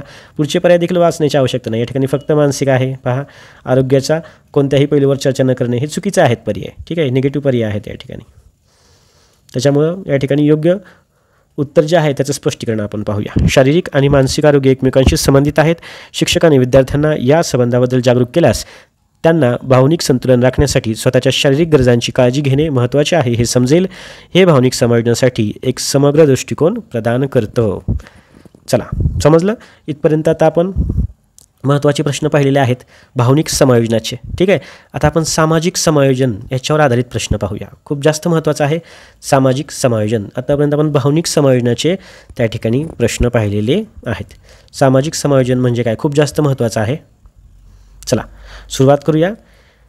एका नवीन विद्यार्थ्याला शाळेत रुळण्यास खूप त्रास होत आहे, तो इतर विद्यार्थ्यांशी मिसळत नाही, सामाजिक समायोजनासाठी शिक्षकांनी कोणती भूमिका बजावावी? तर विद्यार्थ्याला त्याच्या नशिबावर सोडून देणे या ठिकाणी शिक्षकाचे हे काम नाही, चुकीचा पर्याय आहे. त्याला सक्तीने इतर विद्यार्थ्यांशी बोलण्यास सांगणे चुकीचं आहे, सक्ती करणं. त्याला मित्रप्रणालीमध्ये समाविष्ट करणे किंवा लहान गट क्रियाकल्पामध्ये सहभागी करून घेणे, त्याला इतर विद्यार्थ्यापासून वेगळे बसवणे चुकीचं आहे. बरोबर उत्तर असणार आहे त्याला मित्रप्रणालीमध्ये समाविष्ट करणे. पहा, मित्रप्रणाली म्हणजे बडी सिस्टीम. ठीक आहे, या ठिकाणी पहा, नवीन विद्यार्थ्यांना सामाजिक समायोजनासाठी मदत करण्यासाठी मित्रप्रणाली किंवा लहान गट क्रियाकलाप खूप प्रभावी आहे. त्यामुळे त्यांना सुरक्षित वातावरण, नवीन मित्र बनण्याची संधी मिळते आणि सामाजिक संवाद कौशल्य विकसित होतात. सक्ती करणे किंवा वेगळ्या परिस्थितीमध्ये पहा, वेगळं त्यांना करणे हे परिस्थिती बिघडवू शकतं. काही काही ठिकाणी उच्चार थोडेसे चुकतात. ठीक आहे, थोडंसं समजून घ्या. तब्येत ठीक नसल्यामुळं या ठिकाणी आवाज देखील थोडासा बदललेला आहे, त्याच्यामुळे 2 दिवस लेक्चरसुद्धा झालेले नाहीत. परंतु आपल्याला लेक्चर सगळे कंटिन्यू करायचे, सर्वच गोष्टी या ठिकाणी सांगता येत नाहीत. परंतु थोडासा आवाजामध्ये चेंज आहे आणि काही काही उच्चारामध्ये थोडंसं चुकतं जास्त वेळ या ठिकाणी बोलल्यामुळं. ती गोष्ट तुम्ही समजून घ्याल ही माझी अपेक्षा आहे. ठीक आहे, त्याच्यामुळे 2 दिवस आपण याच्या आधी देखील लेक्चर बनवलेले नव्हते. परंतु आता परीक्षा जवळ आलेली आहे. आपल्याला आत्तापर्यंत आपण TETच्या परीक्षेपासून आत्तापर्यंत परीक्षा असली की आपण नेहमी लेक्चर बनवतो आणि टेटच्या परीक्षेत आता असं लेक्चर बंद करणं काही बरोबर नाही. त्याच्यामुळं कंटिन्यू लेक्चर घेतो आपण. चला, याच्यानंतर देखील सगळे मॅरेथॉन येतील, काळजी करू नका. आणि सर्व मॅरेथॉनचे जे काही PDF असतील ते आपण आपल्या अक्षय गोरे ॲपवर टाकूया. त्या ठिकाणी ॲप डाउनलोड करा. बऱ्याच जणांनी डाउनलोड केलेलं आहे, फ्रीमध्ये आहे त्या ठिकाणी. ठीक आहे, बरेच जण म्हणतात 11 रुपये आहे का 99 रुपये आहे का, त्या TETच्या वेळेसचं होतं ते पण आपण 99 फीस 11 रुपये फीस ठेवले, 3000 4000 ठेवलेलं नाही. बरोबर, ते आपण त्या ठिकाणी विकत घेऊन ॲप चालू केलेलं आहे. सगळ्याच गोष्टींना फीस ठेवलेली नसते, त्याच्यामुळे ती गोष्ट तुम्ही समजून घ्याल. बरेच लोक आपले समजून घेतात, त्याच्यामुळेच यूट्यूब चॅनल चालू आहे. बरोबर, चला, निगेटिव्ह गोष्टी सोडा, पॉझिटिव्ह गोष्टीवर फोकस करू. उत्तराप्रमाणे चला, प्रश्न क्रमांक 17. वर्गात एकलकोंडा आयसोलेटेड असलेला विद्यार्थी सामाजिक क्रियाकल्पामध्ये सहभागी होण्यास टाळाटाळ करतो, त्याच्या सामाजिक समायोजनास चालना देण्यासाठी शिक्षकांनी काय करायचं आहे? तर पहा, त्याला सक्तीने सर्व सामूहिक कामामध्ये सहभागी करून घेणे. तर पहा, या ठिकाणी सक्ती करणे चुकीचं आहे, त्याच्यामुळे या पर्यायावर फुली मारली. त्याला वैयक्तिक मार्गदर्शन देणे आणि त्याच्या आवडीनुसार गट क्रियाकल्पामध्ये हळूहळू समाविष्ट करणे. बरोबर, त्याच्याकडे दुर्लक्ष करणे चुकीचं आहे, त्याला शिक्षा करणं चुकीचं आहे. बरोबर उत्तर आहे ब, स्पष्टीकरण. उत्तर जरी लवकर आलं तरी आपण या लेक्चरमधून काय घ्यायचं आहे? पहा, वर्गात एकलकोंडा असलेला विद्यार्थी सामाजिक क्रियाकलापामध्ये सहभागी होण्यास टाळाटाळ करतो, तर त्याच्या सामाजिक समायोजनास चालना देण्यासाठी शिक्षकांनी काय करायचे? हा प्रश्न बघायचा वरचा आणि डायरेक्ट इथं स्पष्टीकरण बघायचं. हे झालं उत्तर, आदर्श उत्तर. कदाचित परीक्षेत आणखीन वेगळे पर्याय दिले जाऊ शकतात, परंतु उत्तर या ठिकाणी असंच असणार आहे. पहा, एकलकोंड्या विद्यार्थ्याला जबरदस्ती करणं किंवा दुर्लक्ष करणं योग्य नाही. शिक्षकाने त्याच्या आवडी समजून घेणं आणि त्याला हळूहळू कम्फर्ट झोनच्या बाहेर न ढकलता सामाजिक क्रियाकलापामध्ये सहभागी होण्यास प्रोत्साहित करणं आवश्यक आहे. यामुळे त्याला सुरक्षित वाटेल आणि सामाजिक कौशल्ये विकसित होतील. बरोबर, चला पुढचा प्रश्न पाहूया. शाळेमध्ये प्रश्न क्रमांक 18. बुलिंग ही एक गंभीर समस्या आहे जी विद्यार्थ्यांच्या सामाजिक समायोजनावर नकारात्मक परिणाम करते. शिक्षकाने बुलिंग थांबवण्यासाठी आणि सामाजिक समायोजन सुधारण्यासाठी कोणती महत्त्वाची भूमिका बजावावी? तर पहा, या ठिकाणी बुलिंगकडे दुर्लक्ष करणे. ठीक आहे, काही मुलं एकमेकांना त्रास देतात, चिडवतात पहा. ठीक आहे, किंवा ट्रोल करतात, आपण त्याला आधुनिक भाषेत म्हणू शकतो, त्याला म्हणतात बुलिंग. ठीक आहे, सायबर बुलिंग हा देखील एक प्रकार आहे. त्याच्यावरचे प्रश्न मी मागच्या सेटमध्ये घेतले होते. सायबर बुलिंग होत असेल तर शिक्षकांनी काय करायला पाहिजे? बरोबर, सायबर बुलिंग होत असेल तर त्या ठिकाणी पर्याय होते विद्यार्थ्यांचा मोबाईल काढून घेणे, त्यांना ऑनलाईन सोशल मीडिया साईट्स वापरायला बंदी घालणे, हे सर्व पर्याय त्या ठिकाणी आपण दिलेले होते. परंतु त्याचं उत्तर काय होतं पहा, सायबर बुलिंगचा उपाय काय आहे लक्षातच ठेवा. विद्यार्थ्यांचं समुपदेशन करायचं, शाळेमध्ये सत्र आयोजित करायचे, शिक्षकांची सभा आयोजित करायची, त्याच्यामध्ये विद्यार्थ्यांचं समुपदेशन करायचं, विद्यार्थ्यांना मार्गदर्शन करायचं की सायबर बुलिंग आहे काय आणि त्याचे परिणाम काय काय होतात. बरोबर, अशा प्रकारे एक पॉझिटिव्ह उत्तर. आता मला तो प्रश्न घेतलेला मला आता आठवलं की त्याचं उत्तर हे आहे. तसंच तुम्ही हे टेट परीक्षेच्या दृष्टीने लक्षात ठेवायचे की शाळेमध्ये बुलिंग होत असेल, एक गंभीर समस्या आहे, तर शिक्षकांनी काय करायला पाहिजे? एका वाक्यात 2 शब्दात उत्तर आपण देऊ शकलो पाहिजे. अशा प्रकारे स्पष्टीकरणातून लक्षात राहील. चला, बुलिंगकडे दुर्लक्ष करणे चुकीचं आहे. यानंतर बुलिंग करणाऱ्या विद्यार्थ्याला कठोर शिक्षा देणे आणि पीडित विद्यार्थ्याला दुर्लक्षित करणे. पहा, दुर्लक्षित करणे आणि कठोर शिक्षा देणे एवढे निगेटिव्ह पर्याय आतापर्यंत पहा, दोन्ही निगेटिव्ह शब्द एकाच पर्यायात वापरलेले, दोन्ही चुकीचे आहेत पहा. बुलिंगला शून्य सहिष्णुता धोरणाने हाताळणे, पीडितांना आधार देणे आणि सहानुभूती व सामाजिक जबाबदारी शिकवणे. तर पहा या ठिकाणी हे उत्तर असणार आहे केवळ पीडित विद्यार्थ्याला शाळेतून काढून टाकणे. चुकीचा पर्याय आहे चौथा देखील चुकीचा आहे. तिसरा बरोबर आहे. तिसऱ्याचं स्पष्टीकरण आता आपण पाहूया. बुलिंगमुळे पीडित विद्यार्थ्याचे सामाजिक समायोजन, आत्मसन्मान आणि भावनिक आरोग्य गंभीरपणे बिघडतं. बघा, त्या विद्यार्थ्यांसोबत ज्याच्यासोबत त्या ठिकाणी बुलिंग होते त्याचं सामाजिक समायोजन जे आहे किंवा आत्मसन्मान असतो विद्यार्थ्याचा, त्याचं भावनिक आरोग्य यांचे पूर्ण त्या ठिकाणी बिघाड होतो. म्हणजे विद्यार्थ्याचा जो कॉन्फिडन्स असतो तो देखील त्या ठिकाणी कमी होतो. तर शिक्षकांनी काय करायचे, बुलिंग विरुद्ध कठोर भूमिका घ्यायची आहे आणि पीडिताला सुरक्षितता आणि आधार देणं आणि बुलिंग करणाऱ्या विद्यार्थ्याला सहानुभूती, जबाबदारी व इतर भावनांचा आदर करायला शिकवणं हे महत्त्वाचं आहे. ठीक आहे, त्याच्यामुळं पर्याय क या ठिकाणी आपलं उत्तर असणार आहे. चला पुढचा प्रश्न पाहूया. प्रश्न क्रमांक 19. चला, विद्यार्थ्यांना भांडण सोडवण्याची कौशल्य शिकवणं हे त्यांच्या सामाजिक समायोजनासाठी महत्त्वाचं आहे. हे शिक्षकांनी कसं करावं, भांडण सोडवायचे आहेत. चला, फक्त विद्यार्थ्यांना भांडण करू नका असे सांगणे चुकीचं आहे. फक्त सांगून होणार आहे का, त्यांना वादविवाद टाळण्याचं शिकवणं, त्यांना शांतपणे समस्या ओळखणे, पर्याय शोधणे, सामंजस्याने तोडगा काढण्याचं शिकवणं. त्यानंतर त्यांना भांडणे झाल्यावर नेहमी शिक्षकांनीच निर्णय घ्यायचा की तू नको निर्णय घेऊ, मीच घेतो. मग विद्यार्थी कसं शिकतील, त्यामुळे पर्याय ड चुकीचा आहे. ठीक आहे, तर पहा या ठिकाणी काय करायचं आहे, त्यांना शांतपणे समस्या ओळखायच्या. भांडण झाले तर कशामुळे झाले, समस्या काय होती नेमकं भांडणाची, त्यानंतर पर्याय शोधणे की आता भांडण झालेले आहेत या ठिकाणी पहा, तर या समस्येचा पर्याय काय काय असले पाहिजेत, कशा पर्यायानं हे सोडवायचं आहे. बरोबर, कोणकोणते त्या ठिकाणी पर्याय असले पाहिजे, सामंजस्याने तोडगा कसा काढायचा, भांडण न वाढवता तोडगा कसा काढायचा, हे देखील विद्यार्थ्यांना शिकवायचं आहे. भांडण सोडवण्याचं कौशल्य ही एक समायोजनाचा एक महत्त्वाचा भाग आहे. पहा त्या ठिकाणी कोणाची भांडणं झाली तर कोण ना कोणतरी असतं भांडण सोडवायला, मधला माणूस तर कमीत कमी हुशार पाहिजे. ठीक आहे, त्याच्यामध्ये काय पाहिजे तर पहा सामाजिक समायोजन साधण्याची त्याच्यामध्ये कौशल्य पाहिजेत. बरोबर, तरच तो भांडण सोडू शकेल ना. कॉन्फ्लिक्ट रिझोल्युशन स्किल्स त्याच्यामध्ये पाहिजे.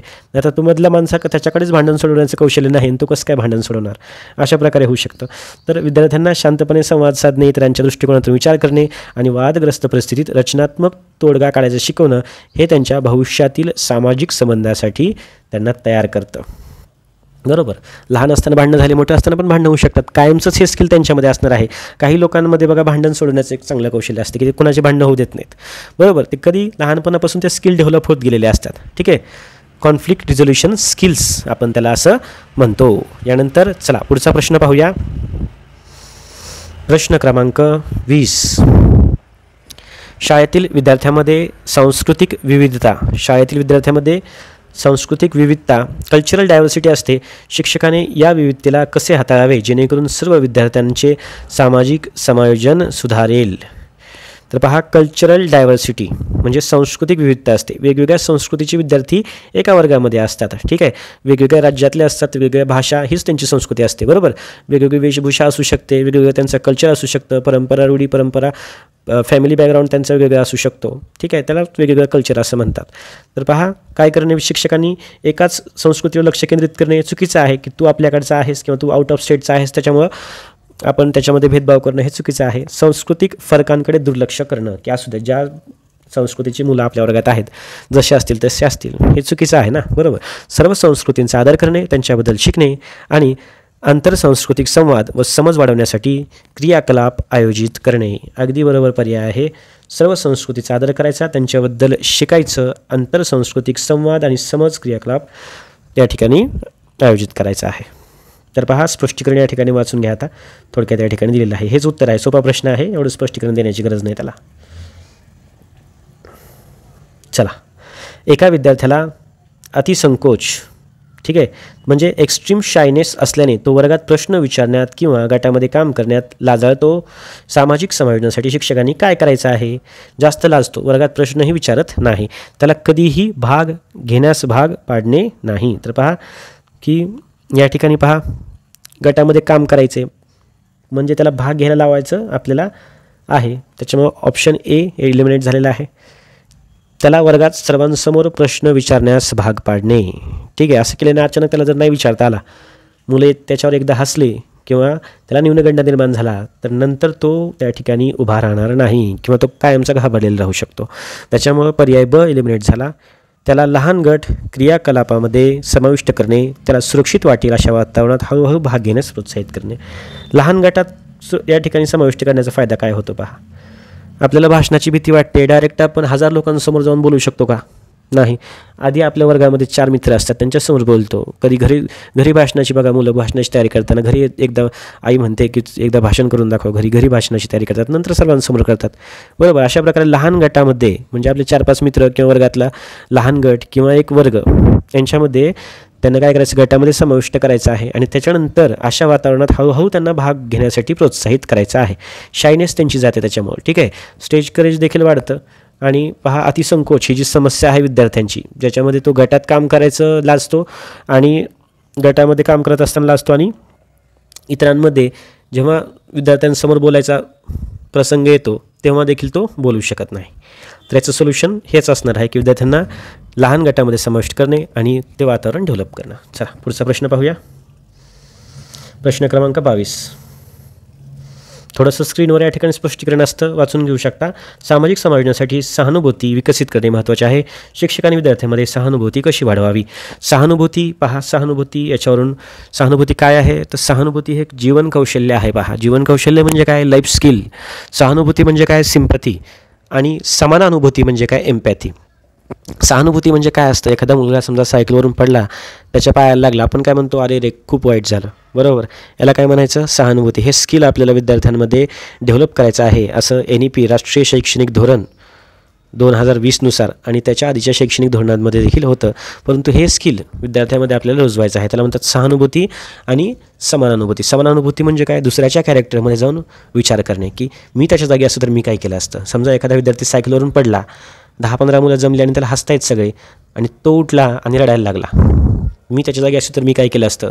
समजा दुसरा मुलगा तो देखील सायकलवरून पडला आणि सर्व त्याच्यावर हसतायत आणि तो उठला आणि जोरजोरात तो देखील त्यांच्यासोबत हसायला लागला.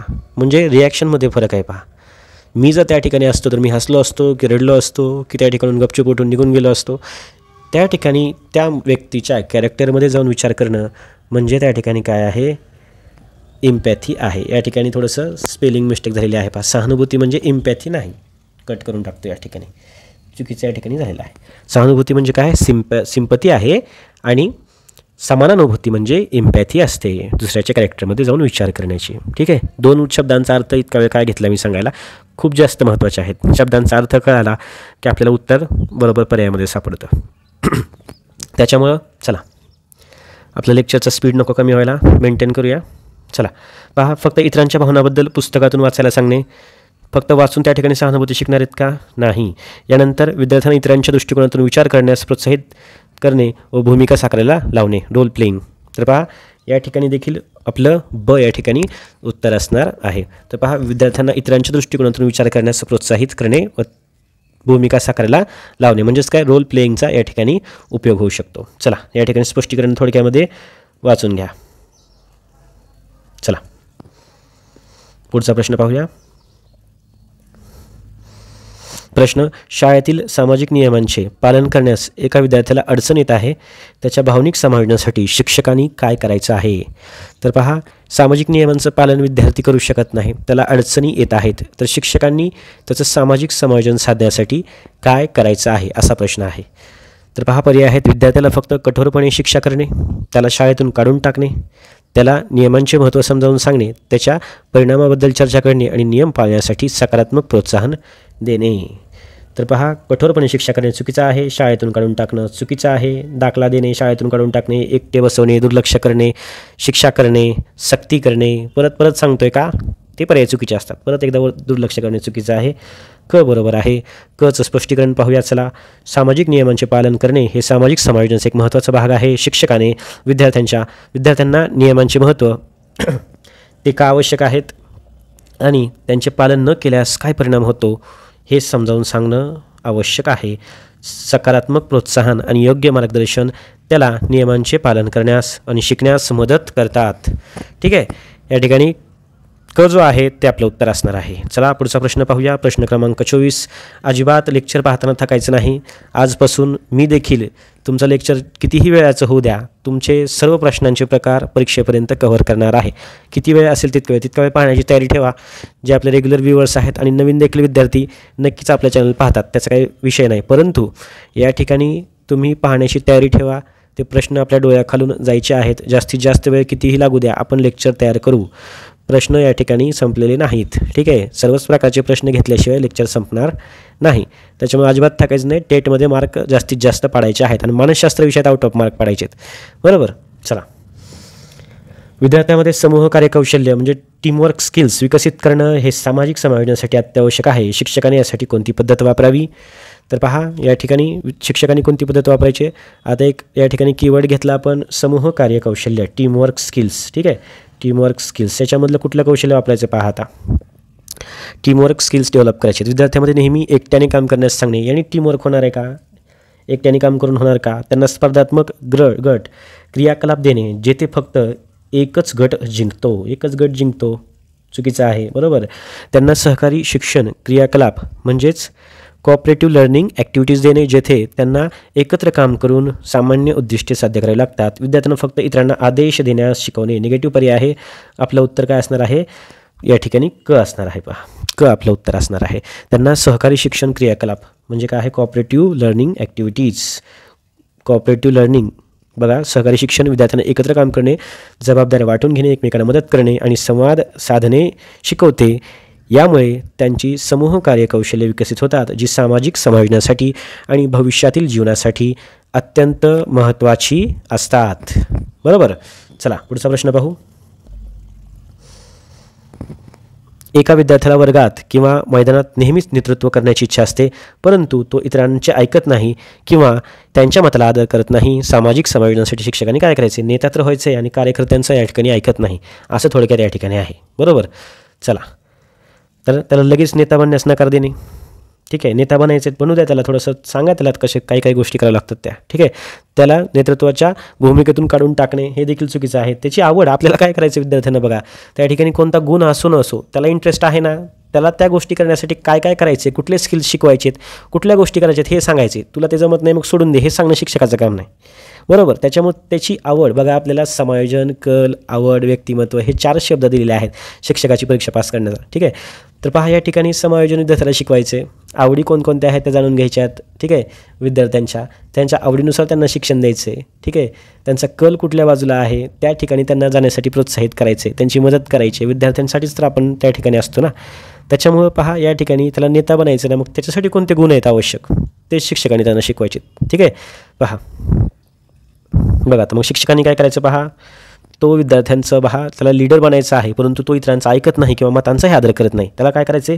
प्रभावी नेतृत्वासाठी आवश्यक असणारे श्रवण कौशल्य, की बाबा नेता बनायचं असेल तर लोकांचं ऐकून घ्यावं लागतं असं सांगायचं त्याला प्रेमाने. सहानुभूती आणि इतरांना समाविष्ट करण्याचं महत्त्व समजावून सांगणे. ठीक आहे, सहानुभूती पाहिजे, इतरांबद्दल सहानुभूती पाहिजे, विद्यार्थ्यांबद्दल सहानुभूती पाहिजे, इतरांचं समाविष्ट करून घेण्याचं महत्त्व, की सगळ्यांना घेऊन चाललं पाहिजे, तेच एका अग्रणीचं किंवा नेत्याचं काम असतं असं समजावून सांगायचं. असंच या ठिकाणी हे बरोबर उत्तर असणार आहे. बरोबर. पहा, स्पष्टीकरण. प्रभावी नेतृत्व म्हणजे फक्त आदेश देणे नाही, तर इतरांना समजून घेणे, त्यांच्या मतांचा आदर करणे आणि त्यांना एकत्र घेऊन काम करणे. शिक्षकाने विद्यार्थ्याला ही कौशल्य शिकवल्यास तो अधिक प्रभावी आणि सामाजिकदृष्ट्या समायोजित नेता बनू शकतो. ठीक आहे, शिक्षकाने या गोष्टी विद्यार्थ्यांना, ज्याला त्या ठिकाणी नेता बनण्याची, लीडर बनण्याची इच्छा आहे, त्याला समजावून सांगायच्या आहेत. चला, वेगवेगळ्या प्रकारचे प्रश्न घेतोय पहा, कुठलेही प्रश्न रिपीट होत नाहीत. ठीक आहे, त्याच्यामुळं समायोजन हा घटक पक्का करायचा असतील पूर्ण लेक्चर बघा, व्यवस्थित बघा, लक्ष देऊन बघा, परत बघण्याची गरज नाही. ठीक आहे, चला. विद्यार्थ्यांमध्ये सकारात्मक सामाजिक नातेसंबंध, पॉझिटिव्ह सोशल रिलेशनशिप्स निर्माण करण्यासाठी शिक्षकाने काय प्रोत्साहन द्यावे? पहा, फक्त शैक्षणिक यश मिळवणाऱ्या विद्यार्थ्याचं कौतुक करायचं, फक्त त्याचंच कौतुक करायचं का, की तुला यश मिळालेलं आहे मी तुझं कौतुक करतो, फक्त बाकीच्यांचं कौतुक नाही करायचं. बाकीच्यांचं न्यूनगंड त्या ठिकाणी वाढू शकतो. ठीक आहे, की सर फक्त त्या ठिकाणी त्याचा पहिला नंबर आला, तो एक्झाम पास झाला की त्यालाच फक्त कौतुक करतात. ठीक आहे, आम्ही प्रयत्न करतो पण आमचं कौतुक करत नाहीत. अशा प्रकारची भावना विद्यार्थ्यांमध्ये निर्माण होते. विद्यार्थ्यांमध्ये निरोगी स्पर्धा वाढवणे. तर पहा, यानंतर इतरांचा आदर करणे, त्यांना मदत करणे आणि मैत्रीचे महत्त्व यावर भर देणे. तर या ठिकाणी विद्यार्थ्यांना सामाजिक जीवनात हस्तक्षेप न करणे हा 4था पर्याय आहे. हा पर्याय पहिल्यांदा मी एलिमिनेट करतो.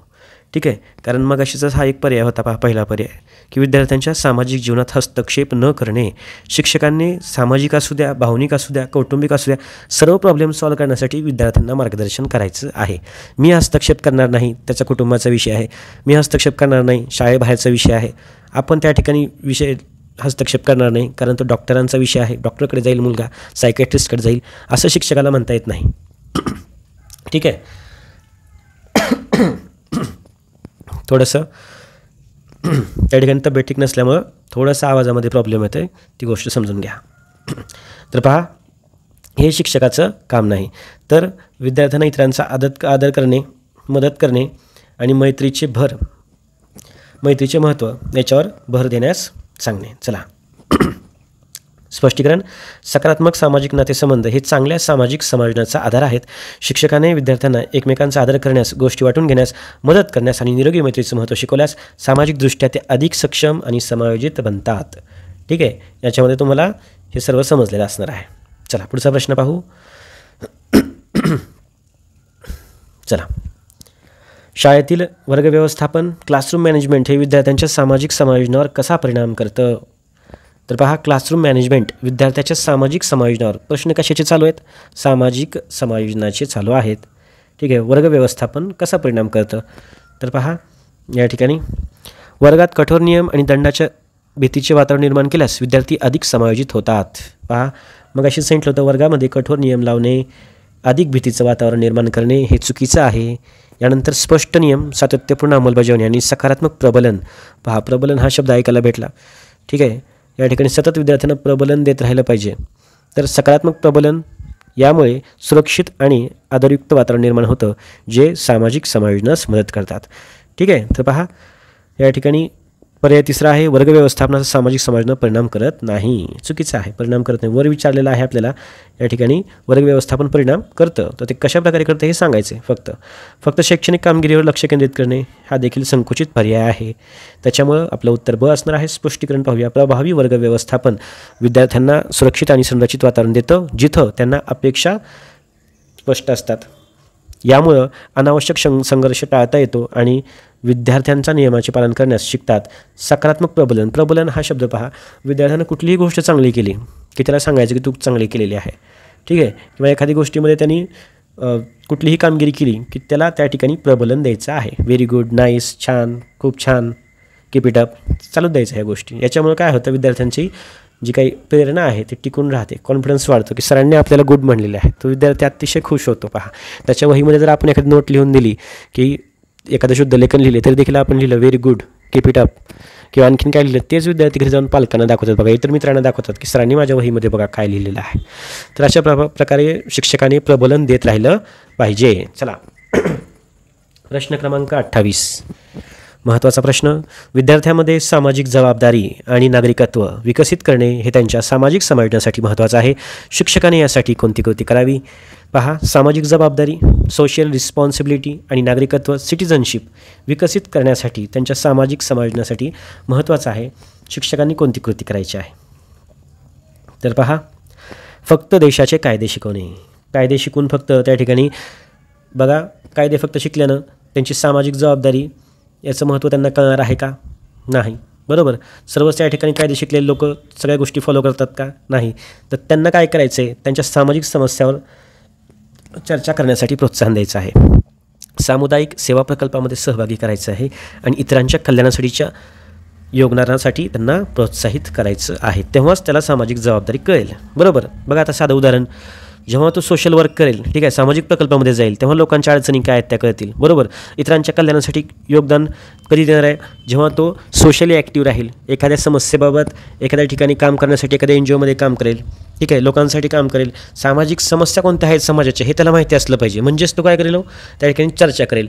अशा प्रकारे हे याचं बरोबर उत्तर असणार आहे. याने विद्यार्थ्याला सामाजिक जबाबदारी आणि नागरिकत्व समजू शकतं. स्पष्टीकरण या ठिकाणी थोडक्यात वाचून घ्या की घेऊ स्पष्टीकरण. चला, सामाजिक जबाबदारी म्हणजे समाजात सक्रिय आणि जबाबदार नागरिक म्हणून योगदान देणे होय. विद्यार्थ्यांना सामाजिक समस्यांची जाणीव करून देणं, त्यांना सामाजिक सेवा प्रकल्पामध्ये सहभागी करून घेणं आणि इतरांच्या कल्याणासाठी काम करण्यास शिकवणं हे त्यांच्या सामाजिक समायोजनास मदत करतं आणि त्यांना अधिक संवेदनशील व्यक्ती बनवतं. पहा, विद्यार्थ्यांना संवेदनशील व्यक्ती बनायचं असेल आणि सामाजिक जबाबदारी त्यांना समजून घ्यायची असेल तर त्याला एकतर पहिली गोष्ट समस्या जाणून घेतल्या पाहिजेत, समाजामध्ये समस्या काय आहेत.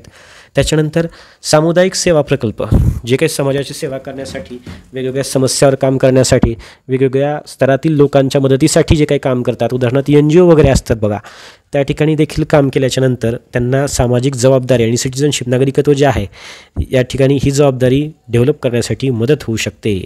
आणि इतरांच्या कल्याणामध्ये योगदान देण्याचं त्यांना महत्त्व, की आपलं योगदान किती महत्त्वाचं आहे समाजासाठी हे सांगणं. चला पुढचा प्रश्न पाहूया. पहा, पालकांचा सहभाग, पॅरेंटल इन्व्हॉल्वमेंट विद्यार्थ्यांच्या सामाजिक समायोजनावर कसा परिणाम करतो. पालकांचा सहभाग बघा, विद्यार्थ्यांचं सामाजिक समायोजन असतं त्याच्यावर कसा परिणाम करतो असा प्रश्न आहे. तर पहा, पालकांच्या सहभागामुळे विद्यार्थ्यांना शाळेत जास्त ताण येतो. पहा, बरोबर आहे का हे? पालकांचा सहभाग केला तर विद्यार्थ्यांना ताण येईल का त्या ठिकाणी? बऱ्याच विद्यार्थ्यांची तक्रार असते पहा, की पालक आम्हाला शाळेमध्ये सोडायला येत नाहीत, कधी कधी फक्त आईच सोडायला जाते, वडील कधीही वर्ष समजा शाळेमध्ये येत नसतील एखाद्या विद्यार्थ्याचे. ठीक आहे, कुणाचं उदाहरण सांगत नाही, एक फॉर एक्झाम्पल म्हणून सांगतो. ठीक आहे, तर असं देखील होऊ शकतं की पॅरेंटल म्हणजे पहा, जे काही समजा सिंगल पॅरेंट आहेत ते देखील येतात पहा, की विद्यार्थ्याला एकटेच सोडायला येतात, आई किंवा वडिलांच्यापैकी एक जण ॲब्सेंट असतो, तर त्याचा देखील विद्यार्थ्यांच्या मानसिकतेवर परिणाम होत असतो. हे आपल्याला माहिती आहे, शिक्षकामध्ये या गोष्टी आपल्याला माहिती असतात. तर पहा, पालकांच्या सक्रिय सहभागामुळे विद्यार्थ्यांमध्ये सुरक्षितता, बघा पहिलंच आला या ठिकाणी, विद्यार्थ्यांमध्ये सुरक्षितता त्या ठिकाणी त्यांना डेव्हलप होते, आत्मविश्वास असतो, सामाजिक कौशल्य विकसित होतात, ज्यामुळे त्यांचं समायोजन सुधारतं. पहा, ठीक आहे, विद्यार्थी घाबरलेले नसतात बघा, एकटा येणारा विद्यार्थी, कधीच त्याचे पालक येत नाही, तो थोडासा शांत तुम्ही दिसेल.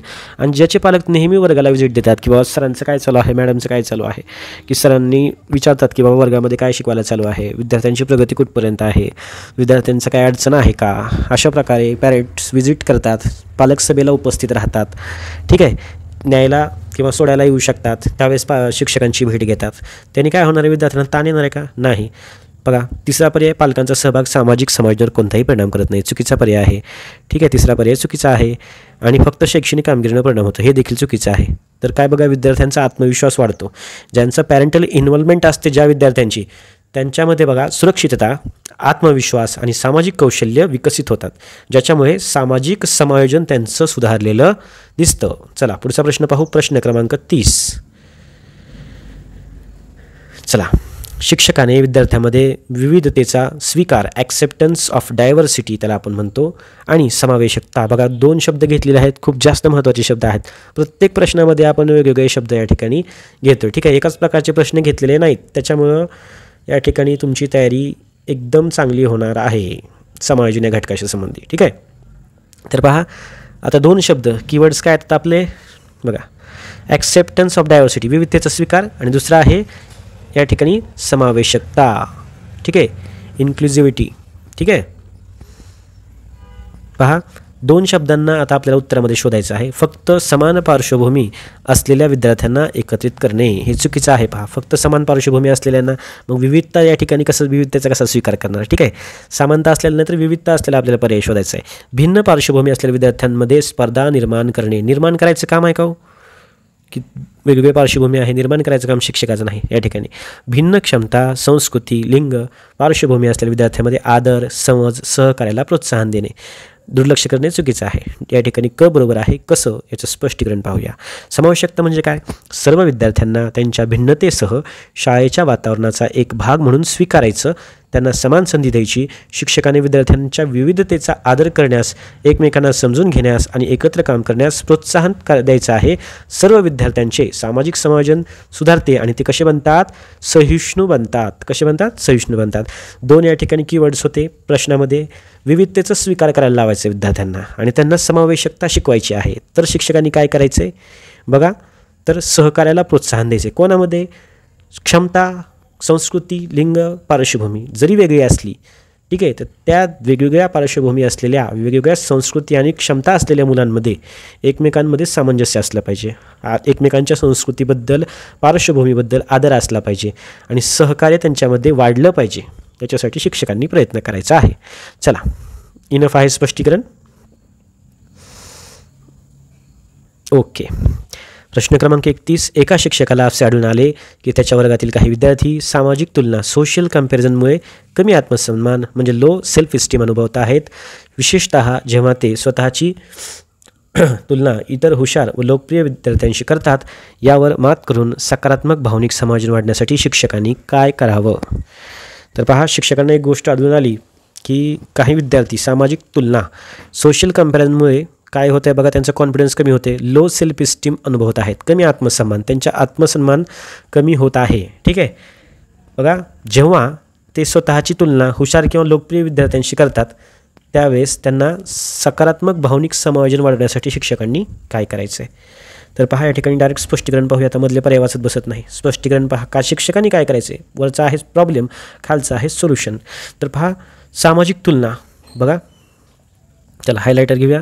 सामाजिक तुलना म्हणजे सोशल कंपॅरिझन विशेषतः नकारात्मक स्वरूपाची असल्यास विद्यार्थ्यांमध्ये कमी आत्मसन्मान आणि चिंता निर्माण करू शकतं. शिक्षकांनी विद्यार्थ्यांना स्वतःच्या प्रगतीवर आणि अद्वितीय सामर्थ्यावर लक्ष केंद्रित करणं शिकवणं महत्त्वाचं आहे. तुलना जरी होत असली तर तू तुझ्या सामर्थ्याकडे लक्ष दे, तुझ्यामध्ये ज्या चांगल्या गोष्टी आहेत त्याच्याकडे लक्ष दे. त्याच्यामुळे त्यांना आंतरिक प्रेरणा मिळते आणि ते इतरांशी स्पर्धा करण्याच्या ऐवजी स्वतःला सुधारण्यावर लक्ष केंद्रित करतात, जे भावनिक समायोजनासाठी महत्त्वाचं आहे. तुलना होते तर शिक्षकांनी काय सांगायचे? तुलना आणखीन करा, काही प्रॉब्लेम नाही असं म्हणू शकतो का? तुलना करायची नाही तर स्वतःची प्रगती करायची, हे या ठिकाणी सोल्युशन असणार आहे.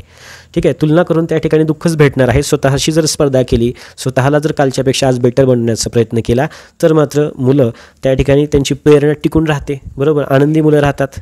बरोबर, हे शिक्षकांनी विद्यार्थ्यांना सांगायचं आहे. चला पुढचा प्रश्न पाहूया. प्रश्न क्रमांक 32. परीक्षेची भीती, एक्झाम अँझायटी, बघा हा कीवर्ड आहे. आता हे विद्यार्थ्यांच्या भावनिक समायोजनावर नकारात्मक परिणाम करणारे एक सामान्य आव्हान आहे. नॉर्मल गोष्ट आहे की एक्झामची अँझायटी होतेच. शिक्षकांनी ही भीती कमी करण्यासाठी विद्यार्थ्यांना परीक्षेसाठी भावनिकदृष्ट्या तयार करण्यासाठी कोणती रणनीती वापरावी? परीक्षेची भीती कमी करण्यासाठी कोणती रणनीती वापरावी असा या ठिकाणी पर्याय आहे. पहा, विद्यार्थ्यांना परीक्षेबद्दल सतत भीती घालणे जेणेकरून ते जास्त अभ्यास करतील. सारखं भीती घालण्याने अभ्यास करतील का? आणखीन घाबरून जातील. अगदी परीक्षा सोप्या करणे. पहा, सोप्या करून जमणार आहे का? जशी परीक्षा आहे तशी तर घ्यावं लागेल ना. 8वीच्या विद्यार्थ्याला तुम्ही दुसरीच्या विद्यार्थ्याचा अभ्यासक्रम देताय किंवा त्या लेवलची परीक्षा घेऊन चालेल का? नाही. पहा, समर्पक उत्तर या ठिकाणी असणार आहे. तर पहा, विद्यार्थ्यांना काय करायचं या ठिकाणी? विद्यार्थ्यांना अभ्यासाचं तंत्र, वेळ व्यवस्थापन शिकवणं व त्यांच्या तयारीची सकारात्मक मूल्यांकन करून आत्मविश्वास वाढवणे. पहा, अभ्यासाचं तंत्र शिकवायचं, अभ्यास कसा करायचा, टाईम मॅनेजमेंट शिकवायचा, वेळेचं व्यवस्थापन कसं करायचं. बघा, ह्या गोष्टी केल्यामुळे काय होणार आहे? परीक्षेची भीती कमी होईल. कशी कमी होईल? कॉन्फिडन्स वाढलेला असेल. बरोबर, तयारी असली की माणसाचा कॉन्फिडन्स असतो विद्यार्थ्यांचा. तयारी नसल्यामुळं कशामुळे तयारी होत नाही? वेळेचं मॅनेजमेंट होत नाही, अभ्यासाचे टेक्निक्स माहिती नाहीत. या गोष्टी शिक्षकांनी सांगायच्या आहेत आणि त्यांना सकारात्मक मूल्यांकन करून आत्मविश्वास वाढणे. मूल्यांकन करणे म्हणजे परत परत सांगितलं मी, खूप जास्त महत्त्वाचं आहे. मूल्यांकनामध्ये फीडबॅक असतो. पहा, चुकलंय कुठं तिथं सांगायचं आणि दुरुस्ती करायची आणि पुढं चालायचं, याला म्हणतात मूल्यांकन. मूल्यांकन केल्यानं काय होतं? आत्मविश्वास वाढतो, कारण स्किल्स त्याच्यामध्ये डेव्हलप होतात. बरोबर, चुका कमी होतात, त्याच्यामुळे आत्मविश्वास वाढतो. प्रश्न क्रमांक 32चं स्पष्टीकरण झालेलं आहे. चला पुढचा प्रश्न पाहूया. अजिबात या ठिकाणी थांबायचं नाही. स्पष्टीकरण याच्या आधीच आपण 32चं स्पष्टीकरण देऊन टाकलं बघा. चला ठीक आहे, असू द्या, 33 घेऊया. आता परत स्पष्टीकरण सांगण्याची गरज नाही ना. बरोबर, परत म्हणाल तुम्ही या ठिकाणी फक्त वाचून आणि काही म्हणा न सांगता या ठिकाणी लेक्चर चालू आहे असं म्हणाला. बरोबर, ते कसं काय असं ना, आपल्याला लेक्चरमधून फायदा झाला पाहिजे, ते महत्त्वाचं आहे जास्त. बरोबर, तुमच्यासाठी हे सर्व स्पष्टीकरणाने एकत्रित केलेले आहेत, कारण ही PDF तुम्हाला वाचायला भेटणार आहे. PDF वाचून घ्यायची एकदा कमीत कमी वेळामध्ये. ज्यांनी परत एकदा सर्वांना रिक्वेस्ट आहे, ज्यांनी अक्षय गोरे हे आपलं ॲप डाउनलोड केलं नसेल, प्ले स्टोअरला उपलब्ध आहे, डाउनलोड करा.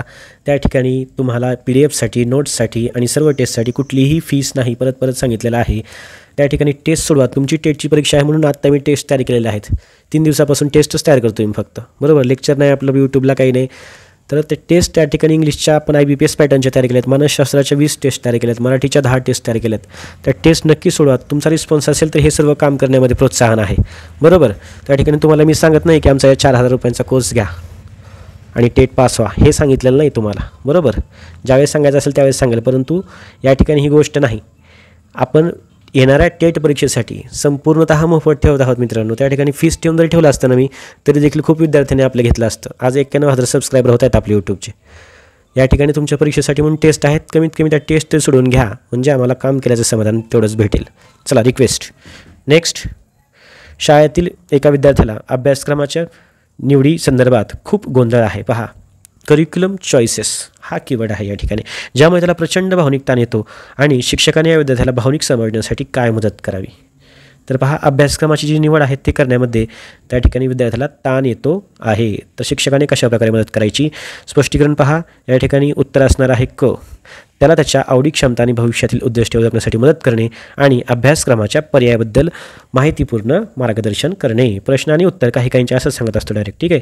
त्याचं असं होतं, निगेटिव्ह पर्यायाची गरज नाही आपल्याला. पहा, या ठिकाणी विद्यार्थ्याला अभ्यासक्रमाची निवड करायची. तर काय करायचं? शिक्षकाने निवडलेला अभ्यासक्रम विद्यार्थ्यांनी निवडायचा का नाही, त्याची आवड महत्त्वाची आहे. हस्तक्षेप न करणं चुकीचं असतं, मग अशीच सांगितलं. बघा, क आपलं उत्तर आहे आणि ड आणखीन गोंधळात पाडणे चुकीचं आहे, बरोबर. त्याच्यामुळं क हे उत्तर आहे. विद्यार्थ्याला त्याच्या आवडी त्याच्यानुसार अभ्यासक्रम निवडायचा आहे. दुसरी गोष्ट, फक्त आवड होऊन चालेल का? मला पायलट व्हायला, पण क्षमता आहे का? पायलट व्हायचं आहे परंतु क्षमता आहे का? ती नाही. त्यामुळे आवडीनंतर क्षमता देखील महत्त्वाची आहे, फक्त आवड महत्त्वाची नाही तर क्षमता देखील महत्त्वाची आहे. भविष्यातील उद्दिष्ट ओळखण्यासाठी मदत करणे आणि अभ्यासक्रमाच्या पर्यायाबद्दल माहितीपूर्ण मार्गदर्शन करणे हे सुद्धा महत्त्वाचं आहे. त्यांना पर्यायच माहीत नाही तर त्यांनी निवडणार कसे? कोणकोणते पर्याय आहेत हे शिक्षकांनी सांगायचं काम आहे, ठीक आहे. अभ्यासक्रमामध्ये कोणकोणते पर्याय आहेत, कुठल्या स्ट्रीमला जाऊ, कुठल्या अभ्यासक्रमाला जाऊ 10वी नंतर, असा विद्यार्थी तुम्हाला विचारतोय. तुम्हाला तर त्या गोष्टी माहिती पाहिजेत की कुठल्या कुठल्या स्ट्रीमला जाता येतं, कोणकोणते अभ्यासक्रम असणार आहेत, बरोबर. त्याच्यामुळं शिक्षकांचं या ठिकाणी काम काय आहे? त्याला त्याच्या आवडी, क्षमता आणि भविष्यातील उद्दिष्ट ओळखण्यासाठी मदत करायची आणि अभ्यासक्रमाच्या पर्यायाबद्दल माहितीपूर्ण मार्गदर्शन करायचे. चला, स्पष्टीकरण इनफ झालेलं आहे. घ्या पुढचा प्रश्न. सकारात्मक मानसशास्त्र, पॉझिटिव्ह सायकोलॉजी. कीवर्ड लक्षात ठेवा, फक्त हे कीवर्ड्सच लक्षात ठेवायचे. प्रश्न कोणत्या शब्दावर आहे? पॉझिटिव्ह सायकोलॉजी या तत्वानुसार शिक्षकाने विद्यार्थ्यामध्ये भावनिक समाज वाढवण्यासाठी कोणत्या गोष्टीवर लक्ष केंद्रित करावं? तर पहा, विद्यार्थ्यांच्या कमतरता आणि समस्यावर लक्ष केंद्रित करायचं का? नाही. विद्यार्थ्यांच्या सामर्थ्य, सकारात्मक गुण आणि समृद्धी यावर, बरोबर. बरोबर असणार आहे. फक्त नकारात्मक भावना, मागील अपयश, निगेटिव्ह पर्याय आहेत. स्पष्टीकरण पाहूया. सकारात्मक मानसशास्त्र विद्यार्थ्यांच्या समस्यावर लक्ष केंद्रित करण्याऐवजी त्यांच्या सामर्थ्यावर, सकारात्मक गुणावर आणि मानसिक समृद्धीवर, वेलबिईंगवर लक्ष केंद्रित करतं, ठीक आहे. आणि विद्यार्थ्यांना प्रोत्साहित करण्याचं काम करतं. शिक्षकांनी विद्यार्थ्याच्या सकारात्मक पैलूंना प्रोत्साहन दिल्यास त्यांच्या आत्मसन्मान वाढतो आणि अधिक आशावादी बनतात आणि चांगले भावनिक समायोजन ते विद्यार्थी काय करतात? साधतात, बरोबर. चला, प्रश्न क्रमांक 35 पाहूया. याच्यामधला बघा, कीवर्ड लक्षात ठेवा. प्रत्येक प्रश्न वेगवेगळ्या प्रकारचा घेतलेला आहे. तुम्ही म्हणाल मॅरेथॉन घेतलं म्हणजे असंच घेतलं का? या ठिकाणी प्रत्येक प्रश्न वेगवेगळ्या प्रकारचा आहे, त्याच्यामुळे तयारी होणार म्हणजे होणारच व्यवस्थित. बघा, कीवर्ड इथं आहे अँगर मॅनेजमेंट. जेव्हा एखादा विद्यार्थी क्रोध व्यवस्थापन म्हणजे अँगर मॅनेजमेंटमध्ये अडचण अनुभवत असेल आणि वारंवार रागाच्या भरात हिंसक प्रतिक्रिया देत असेल, तेव्हा शिक्षकाने त्याच्या भावनिक समायोजनासाठी काय करावं? बघा, काय करायला पाहिजे? वर्गातून काढून टाकणं चुकीचं आहे, आधीच सांगितलं. निगेटिव्ह पर्याय, दुर्लक्ष करणं चुकीचं आहे. त्याच्या रागाची कारणे ओळखायला शिकवणे, रागाच्या शारीरिक लक्षणांची जाणीव करून देणे आणि रागावर नियंत्रण मिळवण्यासाठी सुरक्षित तंत्रे. बघा, दीर्घ श्वास, काउंटिंग करणं 1 to 10, 10 to 1, 100 to 1, अशा प्रकारे उलटी काउंटिंग करायला शिकवायचे त्याला, बरोबर. त्याला फक्त शिक्षा करणे चुकीचं आहे. उदाहरणं तरी कमीत कमी या ठिकाणी लक्षात ठेवा, ठीक आहे. दीर्घ श्वासाची टेक्निक, अँगर मॅनेजमेंट या ठिकाणी पहा. अँगर मॅनेजमेंट आणि या ठिकाणी विद्यार्थ्यांना शिकवायचं काय आहे? दीर्घ श्वास घेणे, ठीक आहे. श्वास आत घ्या, बाहेर सोडा, आत घ्या, बाहेर सोडा, हे सांगायचं. काउंटिंग सांगायची की चला 1 ते 100पर्यंत म्हण, 100 ते 1पर्यंत म्हण. ही सवय राग आला की विद्यार्थ्यांना, तोपर्यंत काय होतं? विद्यार्थ्यांचा राग कमी होतो, राग जातो. या टेक्निक शिक्षकांनी माहिती पाहिजेत. शिक्षकांनी विद्यार्थ्याला सांगितलं पाहिजे की खूप राग येतो तुला, राग आला की तू हे करायचं. विद्यार्थी ऐकतात शिक्षकांचं, ठीक आहे. त्याच्यामुळे ते प्रयत्न करतात आणि ती टेक्निक त्यांना आवडली, जमली की ते रागावर मॅनेजमेंट करण्यासाठी टेक्निक इथून पुढे शिक्षक नसताना देखील वापरू शकतात. त्याच्यामुळं स्पष्टीकरण पाहूया. पहा, या ठिकाणी 35चं क्रोध व्यवस्थापन हे भावनिक समायोजनाचा एक महत्त्वाचा भाग आहे. सगळ्यात महत्त्वाचा तोच भाग आहे. राग आपल्याला व्यवस्थापन करता आला पाहिजे, अँगर मॅनेजमेंट जमली पाहिजे. शिक्षकाने विद्यार्थ्याला त्याच्या रागाची कारणे ओळखण्यास मदत करणे, रागाची शारीरिक चिन्हे समजून घेण्यास शिकवणे आणि रागावर नियंत्रण ठेवण्यासाठी रचनात्मक पद्धती, उदाहरणार्थ स्टॉप, थिंक, ॲक्ट हे शिकवणं. थांबायचं राग आला की, विचार करायचा, नंतरच रिॲक्शन द्यायची. राग आला की डायरेक्ट रिॲक्शन द्यायची नाही, बरोबर. Stop, think, act. चला नेक्स्ट प्रश्न क्रमांक 36. भावनात्मक नियमन, इमोशनल रेग्युलेशन कौशल्यामध्ये सुधारणा करण्यासाठी शिक्षकाने विद्यार्थ्यांना कोणत्या गोष्टी करण्यास प्रोत्साहित करावे? बघा, कोणकोणत्या गोष्टी करण्यास प्रोत्साहित करायचं आहे? तर भावना पूर्णपणे दाबून टाकणे, दमन करणं भावनाचं म्हणतात त्याला. दाबून टाकणे म्हणजे काय? दमन करणं. आनंद झाला आहे व्यक्त करायचं नाही, त्याचं दमन करायचं. राग आला आहे दमन करायचं. असं या ठिकाणी केल्यानंतर भावनात्मक नियमन, इमोशनल रेग्युलेशन होणार नाही. बघा, दुसरा पर्याय आहे त्याच्या अपोजिट दिले बघा, भावनांचा लगेच स्फोट करणे, यांनी देखील सामाजिक समायोजन त्या ठिकाणी व्यवस्थित होऊ शकणार नाही. भावनांचा स्फोट केल्यानंतर सर्व समोरच्याचं जे आपलं संवाद आहे ते व्यवस्थित होणार नाही, बरोबर. त्या ठिकाणी समायोजनात अडचण येऊ शकते. बघा तिसरा पर्याय आहे भावना ओळखणे, त्यांचे विश्लेषण करणे आणि त्यांना योग्य व सामाजिकदृष्ट्या स्वीकारार्ह मार्गाने व्यक्त करणे. स्वतःच्या भावना पहिल्यांदा विद्यार्थ्यांनी ओळखायच्या आहेत, त्यांचं विश्लेषण करायचं आहे आणि त्यांना योग्य व सामाजिकदृष्ट्या स्वीकारार्ह मार्गाने व्यक्त करायचं शिकवायचं आहे. हा पर्याय बरोबर आहे. स्पष्टीकरण थोडक्यात पाहूया. पहा यातलं कीवर्ड काय, पहा कीवर्ड काय, समायोजनामधला कीवर्ड इमोशनल रेग्युलेशन. बघा समायोजनामध्ये किती गोष्टी येतात. आपण आधी भावनिक समायोजन पाहिलं, आता पाहतोय सामाजिक समायोजन. सामाजिक समायोजनामध्ये भावनात्मक नियमन या ठिकाणी, ठीक आहे, इंटरकनेक्टेड गोष्टी आहेत भावनिक समायोजन आणि सामाजिक समायोजन हे देखील, ठीक आहे, कारण स्वतःच्या व्यक्तीबद्दलची चर्चा चालू आहे. मानसशास्त्र हा विषय त्या ठिकाणी व्यक्तींचा अभ्यास करणारा विषय आहे, ठीक आहे, मानवी वर्तनाचा, मानवी भावनांचा, या सर्वांचा अभ्यास करणारा विषय. त्याच्यामुळं इमोशनल आणि सोशल या दोन्ही गोष्टी इंटरकनेक्टेड आहेत. आता याच्यामध्ये आपण पॉईंट पाहतोय इमोशनल रेग्युलेशन म्हणजे भावनिक समायोजन म्हणजे काय आहे. तर पहा, भावनिक नियमन म्हणजे आपल्या भावनावर नियंत्रण ठेवणे आणि त्यांना योग्य प्रकारे व्यक्त करणे होय. विद्यार्थ्यांना त्यांच्या भावनांची जाणीव करून देणे, त्यामागील कारणे समजावून घेणे आणि नंतर त्यांना सकारात्मक सामाजिकदृष्ट्या योग्य मार्गाने व्यक्त करण्यास शिकवणे, यालाच भावनिक समायोजनासाठी ही गोष्ट आवश्यक आहे. बघा भावनिक नियमन या ठिकाणी आपण पाहिलेलं आहे. यानंतर प्रश्न क्रमांक 37. चला कीवर्ड बघा काय याच्यामधला, शालेय हवामान, सोशल क्लायमेट हा या ठिकाणी कीवर्ड आहे. परत वेगळा प्रश्न, ठीक आहे, सगळे प्रश्नांचे टाईप आपण कव्हर करूया. चला स्कूल क्लायमेट, शालेय हवामान विद्यार्थ्यांच्या भावनिक समायोजनावर कसा परिणाम करतं. शालेय हवामान बघा कसा परिणाम करतं. शालेय हवामानाचा भावनिक समायोजनावर कोणताही परिणाम होत नाही. पहिलाच पर्याय आहे पहा. असं होऊ शकतो का, कोणताही परिणाम होत नाही, हे चुकीचं आहे. कसा परिणाम होतो ते पुढे आता पर्यायामध्ये कळेल. तर पहा सुरक्षित आधार देणं, बघा याचं उत्तर आपण डायरेक्ट घेऊया. बघा सुरक्षित आधार देणारे आणि सकारात्मक शालेय हवामान विद्यार्थ्यांमध्ये भावनिक सुरक्षितता आणि आत्मविश्वासाला चालना देतात, जे भावनिक समायोजनासाठी महत्त्वाचं आहे. बघा तिसरा पर्याय आहे कठोर आणि भीतीचं वातावरण विद्यार्थ्यांमध्ये चांगलं भावनिक समायोजन करेल का. कठोर वातावरणात विद्यार्थी चांगल्या प्रकारे समायोजन करू शकणार नाहीत, फक्त शैक्षणिक वातावरणाचा परिणाम होतो असं याचं म्हणणं आहे. बघा चुकीचं आहे. पर्याय ड आणि क दोन्हीही, कोणताही परिणाम होत नाही, अ देखील चुकीचं आहे. उत्तर आपलं असणार आहे क. कसं, त्याचं स्पष्टीकरण शाळेतील वातावरण म्हणजेच शालेय हवामान आहे. या ठिकाणी स्कूल क्लायमेट म्हणून कीवर्ड होता. शाळेतलं जे वातावरण असतं त्यालाच आपण शालेय हवामान असं म्हणतो. विद्यार्थ्यांच्या मानसिक आणि भावनिक आरोग्यावर ते मोठ्या प्रमाणामध्ये प्रभाव टाकतं, बरोबर. जेव्हा शाळा सुरक्षित, आधार देणारी आणि सकारात्मक असते तेव्हा विद्यार्थी अधिक भावनिकदृष्ट्या स्थिर आणि समायोजित होतात. चला पुढचा प्रश्न पाहूया. मानसिक आरोग्य साक्षरता.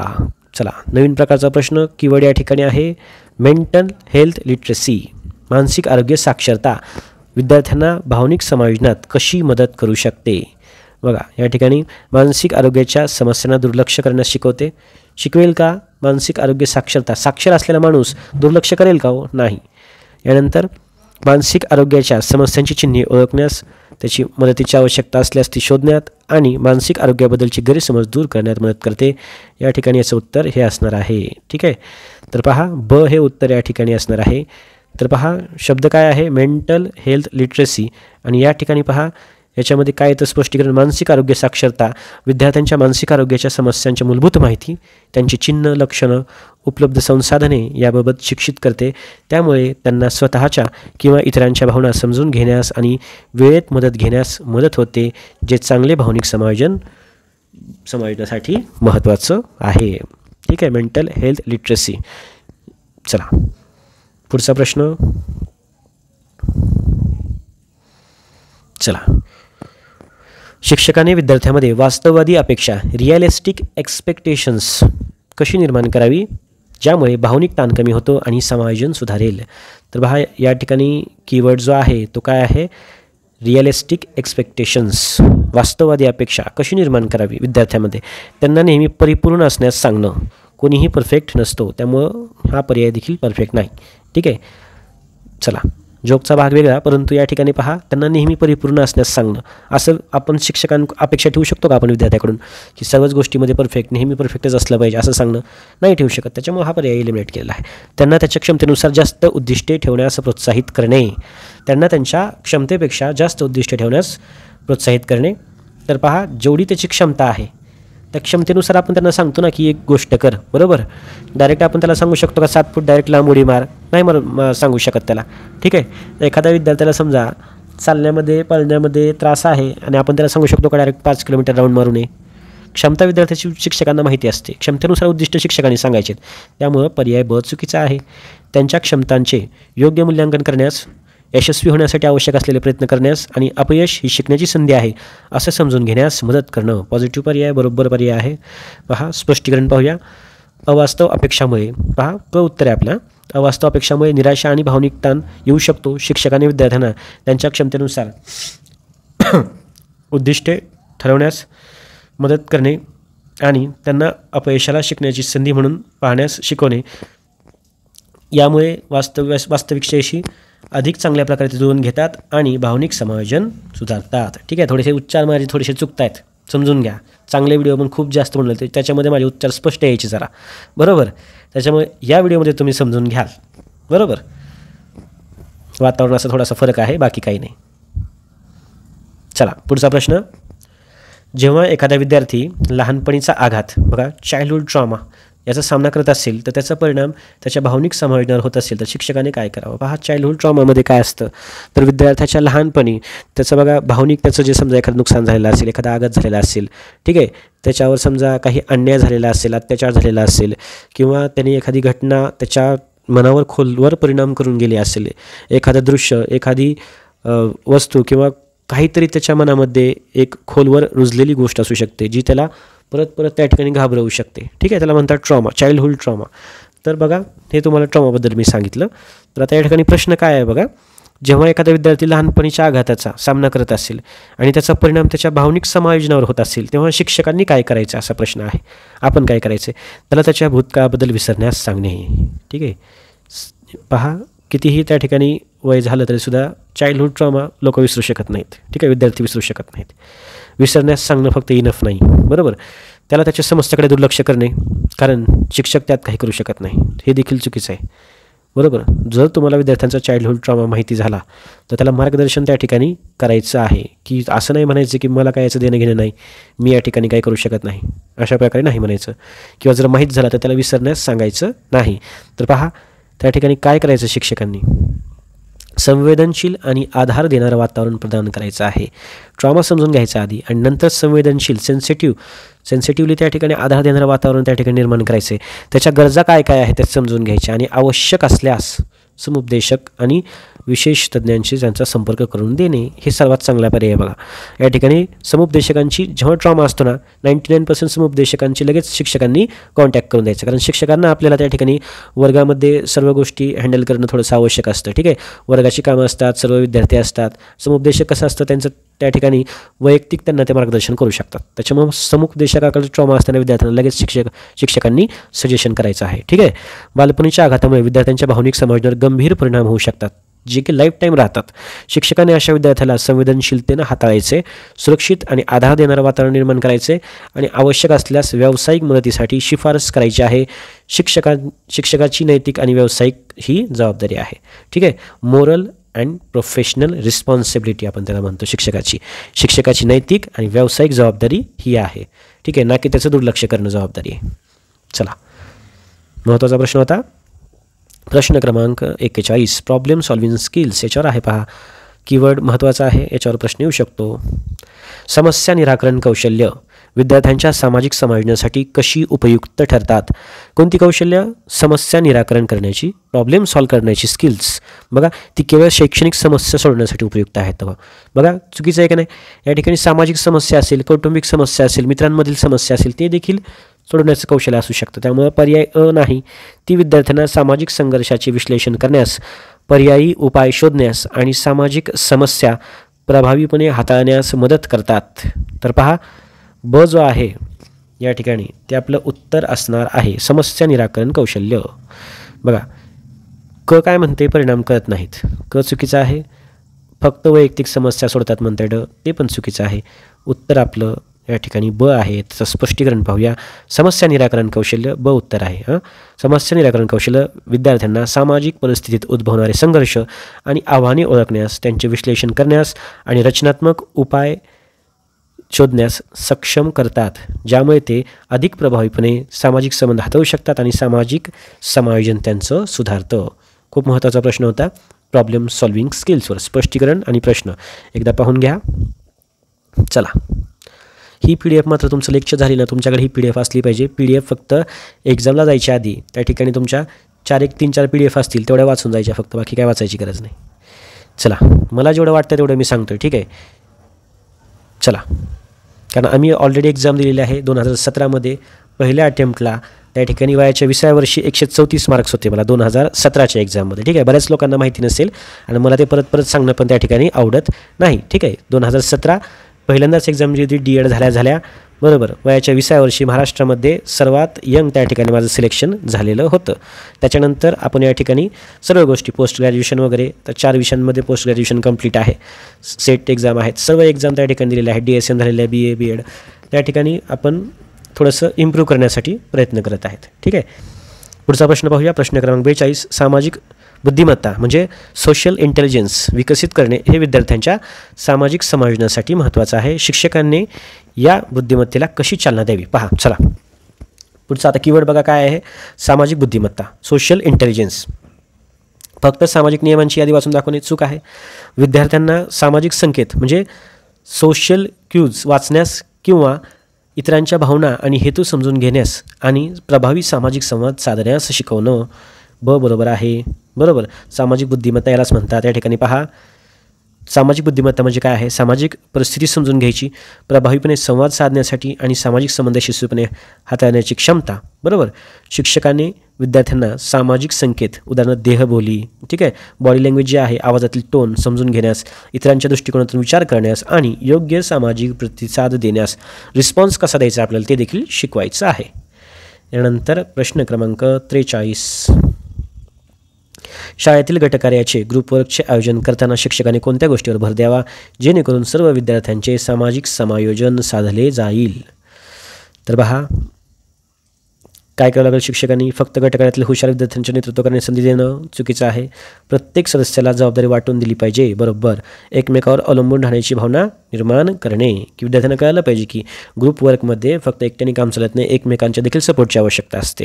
बरोबर, गटकार्याचं त्या ठिकाणी तेच महत्त्वाचं रूल आहे. बरोबर, टीम जिंकायची असेल तर सगळ्याच टीमनी स्ट्रॉंग असणं महत्त्वाचं आहे. फक्त बॅटिंग करून समजा क्रिकेटची मॅच जिंकता येत नाही, तर त्यासाठी बॉलर लागतात, फिल्डिंग लागते, सर्व गोष्टी चांगल्या लागतात, टीम मॅनेजमेंट लागते, एकमेकांवर विश्वास लागतो प्रत्येक सदस्याचा. त्या सर्व गोष्टी गटकार्यामध्ये येतात. क्रिकेटचं उदाहरण काय घेतलं, बरेच लोक क्रिकेट पाहतात, बरोबर, त्याच्यामुळे घेतलं. यानंतर पहा, स्पष्टीकरण पाहूया आपण. प्रभावी गटकार्यात प्रत्येक सदस्याला भूमिकांनी जबाबदारी दिल्यास ते एकमेकावर अवलंबून राहण्यास शिकतात आणि सहकार्याचे महत्त्व समजून घेतात. यामुळे त्यांची सामाजिक कौशल्य, संवाद कौशल्य आणि समूहात काम करण्याची क्षमता विकसित होते, ज्यामुळे त्यांचे सामाजिक समायोजन सुधारते. बघा, चला पुढचा प्रश्न पाहूया. सामाजिक न्याय, सोशल जस्टिस आणि समानता, इक्वेटी, ठीक आहे, या मूल्यांची शिकवण विद्यार्थ्यांना सामाजिक समायोजनास कशी मदत करते. बघा, 2 आहेत, सोशल जस्टिस आणि समानता, सामाजिक न्याय आणि समानता, ठीक आहे. पहा, या ठिकाणी आपल्या संविधानाच्या जे काही प्रास्ताविक आहेत त्याच्यामध्ये असलेले शब्द आहेत, महत्त्वाचे आहेत. ते विद्यार्थ्यांना सामाजिक समायोजनात कशी मदत करतात, तर ती विद्यार्थ्यांमध्ये फक्त संघर्ष निर्माण करते. चुकीचं आहे, संघर्ष निर्माण करत नाही. बघा, ब जो आहे या ठिकाणी क आहे, पहा, राजकीय चर्चेसाठी चुकीचं आहे, समायोजनाशी संबंधही चुकीचं आहे. ब आपलं उत्तर असणार आहे. स्पष्टीकरण पाहूया.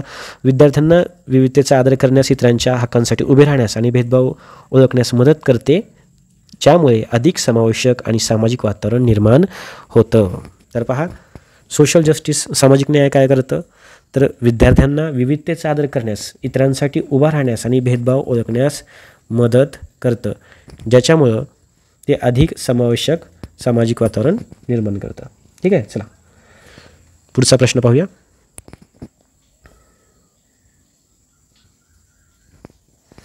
नवीन तंत्रज्ञानाचा वापर यूज ऑफ न्यू टेक्नॉलॉजी विशेषतः सोशल मीडिया विद्यार्थ्यांच्या सामाजिक समायोजनावर कसा परिणाम करू शकतं, शिक्षकांनी यात कोणती भूमिका बजावावी.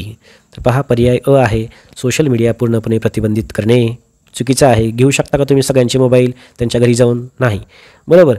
विद्यार्थी शाळा सुटल्यानंतर घरी मोबाईल वापरणार आहे, सोशल मीडिया वापरणार आहे, त्याच्यामुळे हा पर्याय प्रॅक्टिकल नाही. बरोबर. चला पुढचा प्रश्न पाहूया. पुढचा पर्याय पाहूया. पहा विद्यार्थ्यांना तंत्रज्ञानाचा वापर कसा करावा हे न शिकवणे, न वाचत जावा या ठिकाणी चुकीचं आहे. ठीक आहे. न या ठिकाणी राहील आणि शिकवणे या ठिकाणी बरोबर होऊन जाईल. न या ठिकाणी न जे आहे म्हणजे निगेटिव्ह पर्याय आहे, हे लक्षात घ्या. विद्यार्थ्यांना पहा पर्याय क विद्यार्थ्यांना ऑनलाईन नैतिक वर्तन, ठीक आहे, सायबर बुलिंगबद्दल जागरूकता आणि जबाबदार डिजिटल नागरिकत्व ह्या गोष्टी शिकवायच्या आहेत. हे बरोबर उत्तर असणार आहे. बघा नवीन तंत्रज्ञानाचा वापर विशेषतः सोशल मीडिया विद्यार्थ्यांच्या सामाजिक समायोजनावर परिणाम करतात. तर त्यासाठी पहा शिक्षकांनी कोणती भूमिका, तर हीच भूमिका आहे की सायबर बुलिंग काय आहे, नैतिक वर्तन ऑनलाईन आपलं कसं असलं पाहिजे, बरोबर, याची जागरूकता करायची. त्याचे तुम्ही सेशन तुम्ही शाळेमध्ये आयोजित करू शकता. ठीक आहे. या सर्व गोष्टी शिक्षक करू शकतात. त्यामुळे क बरोबर आहे. ठीक आहे. उत्तर कोणतं बरोबर आहे याच्यापेक्षा प्रश्न आणि उत्तर एक्झामसाठी आपल्याला ते माहिती असणं बरोबर आहे. ठीक आहे. फक्त पर्याय एलिमेंट करून म्हटलं तर लवकरात लवकर आपण हे सॉल्व करून टाकू. ते तुम्ही एक्झाममध्ये यूज करायचं. हे लेक्चर चालू आहे आपलं. या ठिकाणी फक्त प्रश्न आणि याचं सर्वात समर्पक उत्तर कोणतं असणार आहे आणि कोणतं नसणार आहे, का नसणार आहे, या गोष्टी जाणून घ्यायच्या असतात. डायरेक्ट तिथं पर्याय बघून तुम्ही परीक्षेत सोडवू शकता. बरोबर. हाच जर माझा पेपर असता तर पटपट सॉल्व करून टाकलं असतं हे सगळं. ठीक आहे. परंतु या ठिकाणी समजावून सांगतोय आपण काय बरोबर आणि काय बरोबर नाही आणि का बरोबर नाही याची चर्चा परीक्षेच्या आधी होणं गरजेचं असतं. एक्झामच्या आधी बरोबर जी आपली लढाई आहे त्याच्या आधी आपली प्रॅक्टिस चांगली असणं महत्त्वाचं आहे. ठीक आहे. या ठिकाणी म्हणतात तसं की शांततेच्या काळामध्ये जास्त घाम गाळा म्हणजे युद्धाच्या काळात कमी रक्त सांडावं लागतं. तशा प्रकारे हे आपलं मॅरेथॉन लेक्चर चालू आहे. चला प्रश्न क्रमांक 46. शालेय संस्कृती म्हणजे सोशल कल्चर विद्यार्थ्यांच्या सामाजिक समायोजनावर कसा प्रभाव टाकतं. तर स्कूल कल्चर जे आहे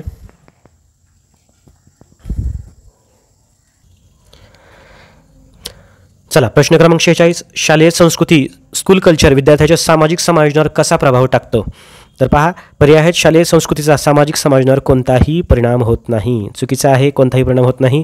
ब आहे पहा सकारात्मक आणि समावेशक शालेय संस्कृती विद्यार्थ्यामध्ये सुरक्षितता आपुलकीची भावना. पहा या ठिकाणी सकारात्मक आणि समावेशक शालेय संस्कृती विद्यार्थ्यामध्ये सुरक्षितता आपुलकीची भावना सेन्स ऑफ बिलॉंगिंग आणि सामाजिक संवाद वाढवते ज्यामुळे त्यांचं समायोजन सुधारतं. अगदी बरोबर पर्याय आहे.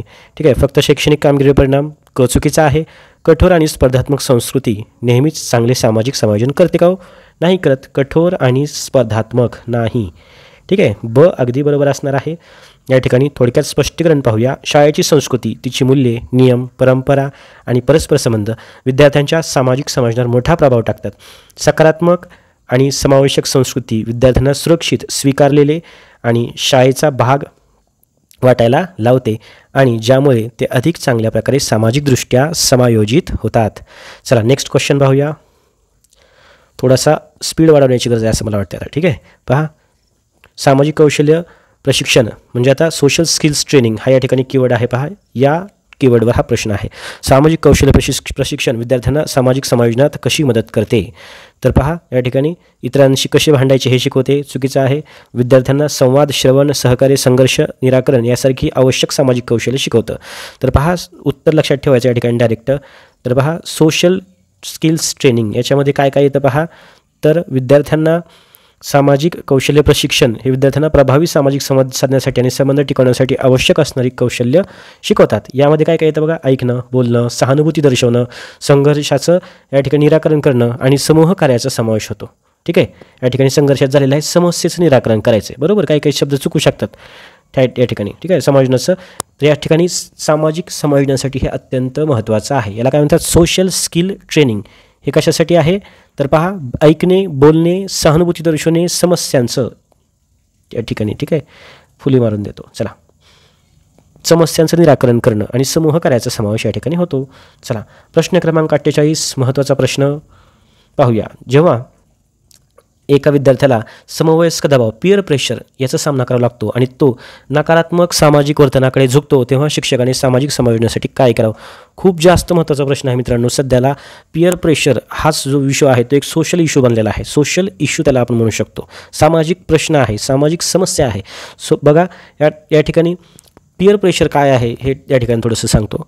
बघा, पियर प्रेशर म्हणजे समवयस्क मुलं, एका वयाची मुलं असतात सोबत, ठीक आहे. मग ते समजा 8वीच्या वयाचे असू दे, 10वीचे असू दे, किंवा ग्रॅज्युएशनचे असू दे, कॉलेजचे असू दे, किंवा आणखीन 30 वर्षाचा असू दे, 40 वर्षांचा गट असू दे, त्यांना समवयस्क म्हणतात पियर, ज्या त्या व्यक्तीच्या वयाचे लोक, ठीक आहे. त्यांचं प्रेशर असतं, ठीक आहे. आता समजा 30-40 वयापर्यंत कोण असेल, त्यांनी गाडी घेतली, मला ही घ्यावीच लागेल, ठीक आहे. आपण आपल्या ग्रुपमध्ये काही गोष्टी असतात, ठीक आहे, आपल्या जवळच्या मित्रांचा असतो. समजा एखादा मुलगा 10वीला आहे, ठीक आहे, त्याने सायकल घेतली, मला ही घ्यावीच लागेल. आमच्या ग्रुपमध्ये सगळ्यांनी सायकल घेतलेली आहे, आमच्या ग्रुपमध्ये या गोष्टी चालतात, मग त्या गोष्टी मला कराव्याच लागतील. एखाद्याला वाईट सवय आहे, तो ती पाळतोय, म्हणजे मलाही त्याच्यामध्ये सामील व्हावंच लागेल, कारण तो आमच्या ग्रुपमधला आहे, माझ्या पियर ग्रुपमधला आहे, समवयस्क गटातला आहे. अशा प्रकारे विद्यार्थ्यांना त्या ठिकाणी चुकीच्या गोष्टींकडे म्हणजे त्या ठिकाणी विद्यार्थ्यांना वळवलं जातं. तर त्यांनी काय होतं, पियर प्रेशरमुळे या गोष्टी होतात, ठीक आहे. विद्यार्थ्यांचा ग्रुप असतो, विद्यार्थ्यांचे समवयस्क विद्यार्थी असतात, एखाद्याला समजा काही चुकीच्या सवयी असतील तर त्या देखील पियर प्रेशरमधून डेव्हलप होतात. हा एक सोशल इश्यू आहे, बरोबर. पियर प्रेशर म्हणजे स्वतःच्या समवयस्कांचं असणारं प्रेशर. तर अशा वेळेस शिक्षकांनी काय करायचं, आता हा झाला पुढचा प्रश्न. चला, त्याला मित्रांपासून दूर राहण्यास सांगणे, ठीक आहे. हे सांगून तो करणार आहे का ह्या गोष्टी, बरोबर. तो मित्रांना नको भेटू, तो फक्त तुमच्यासमोर म्हणेल हो ठीक आहे, नाही भेटत, नंतर परत तेच. त्याला समवयस्क दबावाला बळी पाडण्यास परवानगी देणे, ठीक आहे. तुझे जे मित्र म्हणतात तू तेच कर, ठीक आहे. तो म्हणतो एखादी गोष्ट कर, बरोबर. हे सांगायचं का नाही. तर काय करायचं शिक्षकांनी, त्याला आत्मविश्वास, सेल्फ कॉन्फिडन्स विकसित करण्यात मदत करायची, योग्य निर्णय घेण्याचं मार्गदर्शन करायचं, आणि नकारात्मक दबावाला नकार देण्याचं कौशल्य, नाही बोलायला शिकवायचं आहे थोडक्यात, बरोबर. निर्णय स्वतःचा घ्यायचा, की मी हा माझा निर्णय घेतोय, आणि तो मित्राला सांगू शकेल की नाही, मी ही गोष्ट करणार नाही. या गोष्टी फक्त शिक्षकांनी शिकवायच्या आहेत, फक्त परीक्षेसाठी नाही. तर हा प्रश्न आपण इथून पुढं शिक्षक म्हणून काम करणार आहोत, हा प्रश्न विद्यार्थ्यांना ही समस्या सोडवण्यामध्ये आपण नक्की मदत कराल, ठीक आहे, अशी सर्वांकडून अपेक्षा आहे. आणि पियर प्रेशर या प्रॉब्लेममधून विद्यार्थ्यांना बाहेर आपण काढू शकू. त्यासाठी काय करायचे, स्वतःचा निर्णय स्वतः घ्यायला आणि नाही बोलायला विद्यार्थ्यांना शिकवायचं आहे, ठीक आहे. थोडक्यात स्पष्टीकरण पाहूया. समवयस्क दबाव हा किशोरावस्थेतील सामाजिक समायोजनाचा एक महत्त्वाचा भाग आहे. शिक्षकांनी विद्यार्थ्याला स्वतःच्या मूल्यावर आणि विश्वासावर आधारित निर्णय घेण्यास मदत करणे, आत्मविश्वास वाढवणं आणि नकारात्मक दबावाला प्रभावीपणे नाही म्हणण्याचं कौशल्य शिकवायचं आहे. आपण देखील बऱ्याच ठिकाणी नाही म्हणू शकत नाही, त्याच्यामुळे आपलं बरंच नुकसान होतं, ठीक आहे. हा गुण बऱ्याच लोकांमध्ये असतो, बऱ्याच ठिकाणी आहे. जसं की माझ्यामध्ये देखील हा गुण आहे, की त्या ठिकाणी आपण बऱ्याच ठिकाणी मदत एखाद्याने मागितली की त्या ठिकाणी नाही म्हणू शकत नाही, बरोबर. ते नाही म्हणायला शिकलं पाहिजे, तेव्हाच माणसाच्या आयुष्यामध्ये प्रगती होत राहते. बऱ्यापैकी ते आपण गुण हळूहळू डेव्हलप करू शकतो. चला, 49वा प्रश्न. शिक्षकांनी विद्यार्थ्यांमध्ये सामाजिक जबाबदारी, सोशल रिस्पॉन्सिबिलिटी याची भावना कशी रुजवावी जेणेकरून तो सामाजिकदृष्ट्या समायोजित होईल. पहा, कीवर्ड आहे सोशल रिस्पॉन्सिबिलिटी. फक्त नियमांचे अध्ययन चुकीचं आहे, त्याला समाजातील समस्याबद्दल निष्क्रिय राहण्यास सांगणं चुकीचं आहे, त्याला सामाजिक समस्यावर चर्चा करणं, बघा, सामाजिक समस्यावर चर्चा करणं, सामाजिक सेवा प्रकल्पामध्ये सहभागी होणं, इतरांच्या गरजाबद्दल संवेदनशील राहण्यास प्रोत्साहन देणं, हे बरोबर आहे. मग अशीच आपण हे पाहिलेलं आहे, थोडासा वेगळा प्रश्न आलेला आहे, ठीक आहे. सामाजिक जबाबदारी याच्यामध्ये हा प्रश्न पाहिलेला आहे, त्यामुळे आता याचं डबल मी स्पष्टीकरण देणार नाही, ठीक आहे. त्याला काय करायचं आहे, सामाजिक सेवा प्रकल्पामध्ये सहभागी करायचं आहे, तेव्हा त्याला जबाबदारी जाणीव होईल आणि समाजामधील समस्या देखील त्याला जाणून घ्यायच्या आहेत आधी. चला, महत्त्वाचा प्रश्न आहे या ठिकाणी. शाळेतील नेतृत्व भूमिका, स्कूल लिडरशिप रोल्स, उदाहरणार्थ वर्ग प्रतिनिधी, विविध क्लबचे प्रमुख विद्यार्थ्यांच्या सामाजिक समायोजनावर कसा परिणाम करतात. तर पहा, शाळेतील नेतृत्व भूमिका, जे काही लीडर्स असतात वर्गामध्ये, बघा, वर्गामध्ये वर्ग प्रतिनिधी असतो, क्लबचे प्रमुख असतात, ठीक आहे, विद्यार्थ्यांच्या सामाजिक समायोजनावर कसे परिणाम करतात. ते फक्त काही निवडक विद्यार्थ्यांसाठी असतात, असं असतं का, नाही, ठीक आहे. त्याच्यामुळे अचुकीचं आहे. त्या विद्यार्थ्यांना जबाबदारी, निर्णय क्षमता, संवाद आणि गटकार्य कौशल्य विकसित करण्यास संधी देतात, ज्यामुळे त्यांचे सामाजिक समायोजन सुधारते. बघा, आता जी भूमिका आहे, एखाद्याला मॉनिटर केलं समजा, बघा, त्याची जबाबदारी त्याला येईल, निर्णय घेऊ शकतो तो वर्गामध्ये, बरोबर, संवाद वाढेल, बरोबर, गटकार्य कौशल्य विकसित होईल, कारण तो दुसऱ्यांकडून गटकार्य करून घेऊ शकतो, म्हणजे त्याच्यामध्ये ऑलरेडी विकसित झालेलं आहे किंवा होत असतं, बरोबर. या गोष्टी विद्यार्थ्यांना मिळतात, ज्याच्यामुळे त्यांचं सामाजिक समायोजन सुधारतं. वर्गामध्ये जर आधी त्यांना जबाबदारी घ्यायची समजा भूमिका दिली, तर नंतर ते भविष्यात कुठल्याही जबाबदाऱ्या घेऊ शकतात. वर्गामध्ये निर्णय घेता आला म्हणजे बाहेरही घेऊ शकतात. संवाद वाढलं म्हणजे बाहेरचं संवाद कौशल्यही देखील वाढणार आहे. बाहेरच्या जगामधलं म्हणतोय मी. जेव्हा ते शाळेतून बाहेर जातील, जेव्हा ते नोकरीच्या ठिकाणी जातील, जेव्हा ते इतर कार्यामध्ये, इतर गोष्टी आपल्या समाजामध्ये वावरत असताना करतील, तेव्हा संवाद महत्त्वाचा, गटकार्य कौशल्य महत्त्वाचं, हे सर्व विद्यार्थ्यांमध्ये डेव्हलप होईल, ठीक आहे. तर ह्या सर्व गोष्टी विद्यार्थ्यामध्ये, त्याच्यामुळं पर्याय ब बरोबर असणार आहे. तर विद्यार्थ्यांमध्ये जे नेतृत्वाच्या भूमिका आहेत तर त्यांच्या समायोजनावर कसा परिणाम होतो, तर जबाबदार होतात, निर्णयक्षम होतात विद्यार्थी, संवाद साधण्यास सक्षम होतात आणि गटकार्य त्यांचं कौशल्य वाढतं. बरोबर. याचं स्पष्टीकरण शाळेतील नेतृत्व भूमिका विद्यार्थ्यांना जबाबदारी घेण्यास, निर्णय घेण्यास, इतरांशी प्रभावीपणे संवाद साधण्यामध्ये आणि गटात काम करण्यास शिकवतात. या अनुभवामुळे त्यांच्या सामाजिक कौशल्य वाढतात, आत्मविश्वास वाढतो आणि ते अधिक चांगल्या प्रकारे सामाजिक समायोजन साधू शकतात. तर विद्यार्थी मित्रांनो, आजच्या लेक्चरमध्ये सामाजिक समायोजन या ठिकाणी आपण पाहिलेलं आहे, भावनिक समायोजन पाहिलेलं आहे. ठीक आहे. यानंतरच्या लेक्चरमध्ये आपण कल, आवड, व्यक्तिमत्व यांच्यावर देखील मॅरेथॉन लेक्चर घेऊयात. तुम्हाला जर व्हिडिओ आवडला असेल, व्हिडिओला नक्की लाईक करा. या ठिकाणी जास्तीत जास्त मोठे व्हिडिओ याच्यामध्ये सर्व प्रकारच्या प्रश्नांचा समावेश असेल. ठीक आहे. त्या ठिकाणी बनवण्याचा प्रयत्न करणार आहे आणि दररोज इथून पुढे देखील व्हिडिओ तुमच्या परीक्षेपर्यंत जे तुम्हाला टॉपिक पाहिजे ते कमेंट करून सांगा. आणि सर्वांना एक महत्त्वाची रिक्वेस्ट, आपण आपल्या अक्षय गोरे ॲपवर या PDF टाकलेल्या आहेत, टेस्ट दिलेल्या आहेत. सर्वांनी नक्की ॲप त्या ठिकाणी डाउनलोड करा. इथून पुढच्या सर्व नोटिफिकेशन जे काही PDF असतील ते टेलिग्रामला या ठिकाणी येणार नाहीत, टेलिग्राम चॅनल सर्चमध्ये नाही. आणि आपल्या हक्काचं त्या ठिकाणी ॲप आहे, त्या ॲपला डाउनलोड करा. त्या ठिकाणी सर्व तुमच्या PDF, तुम्हाला नोट्स, प्रश्नसंच, ठीक आहे, टेस्ट सर्व तुम्हाला भेटतील. अक्षय गोरे हे नाव सर्च करून त्या ठिकाणी तुम्ही डाउनलोड करा. आणि महत्त्वाची सूचना म्हणजे तुम्हाला व्हिडिओ आवडल्यास नक्की शेअर करा. त्या ठिकाणी आपलं कोणीही या ठिकाणी आपल्याकडे कुठल्याही प्रकारची टीम नाही काम करण्यासाठी किंवा कुठलीही ॲडव्हर्टायझिंग आपण करू शकत नाहीत. ठीक आहे. ह्या सर्व गोष्टी जे आपली ऑडियन्स आहे, जे आपले व्ह्यूवर्स आहेत, तुमच्याच थ्रू आपल्याला करायच्या आहेत. ठीक आहे. किंवा कुठल्याही क्लासेससोबत आपल्या टायअप नाही. त्याच्यामुळे तुम्ही स्वतः जास्तीत जास्त लोकांपर्यंत आपले व्हिडिओ शेअर करायचे आहेत, ही सर्वांना रिक्वेस्ट आहे. भेटूया आपण अशाच पुढच्या व्हिडिओमध्ये. सर्वांना येणाऱ्या टेट परीक्षा 2025साठी खूप खूप शुभेच्छा. नक्की यशस्वी व्हाल आणि नक्कीच यशस्वी व्हाल. Thank you so much.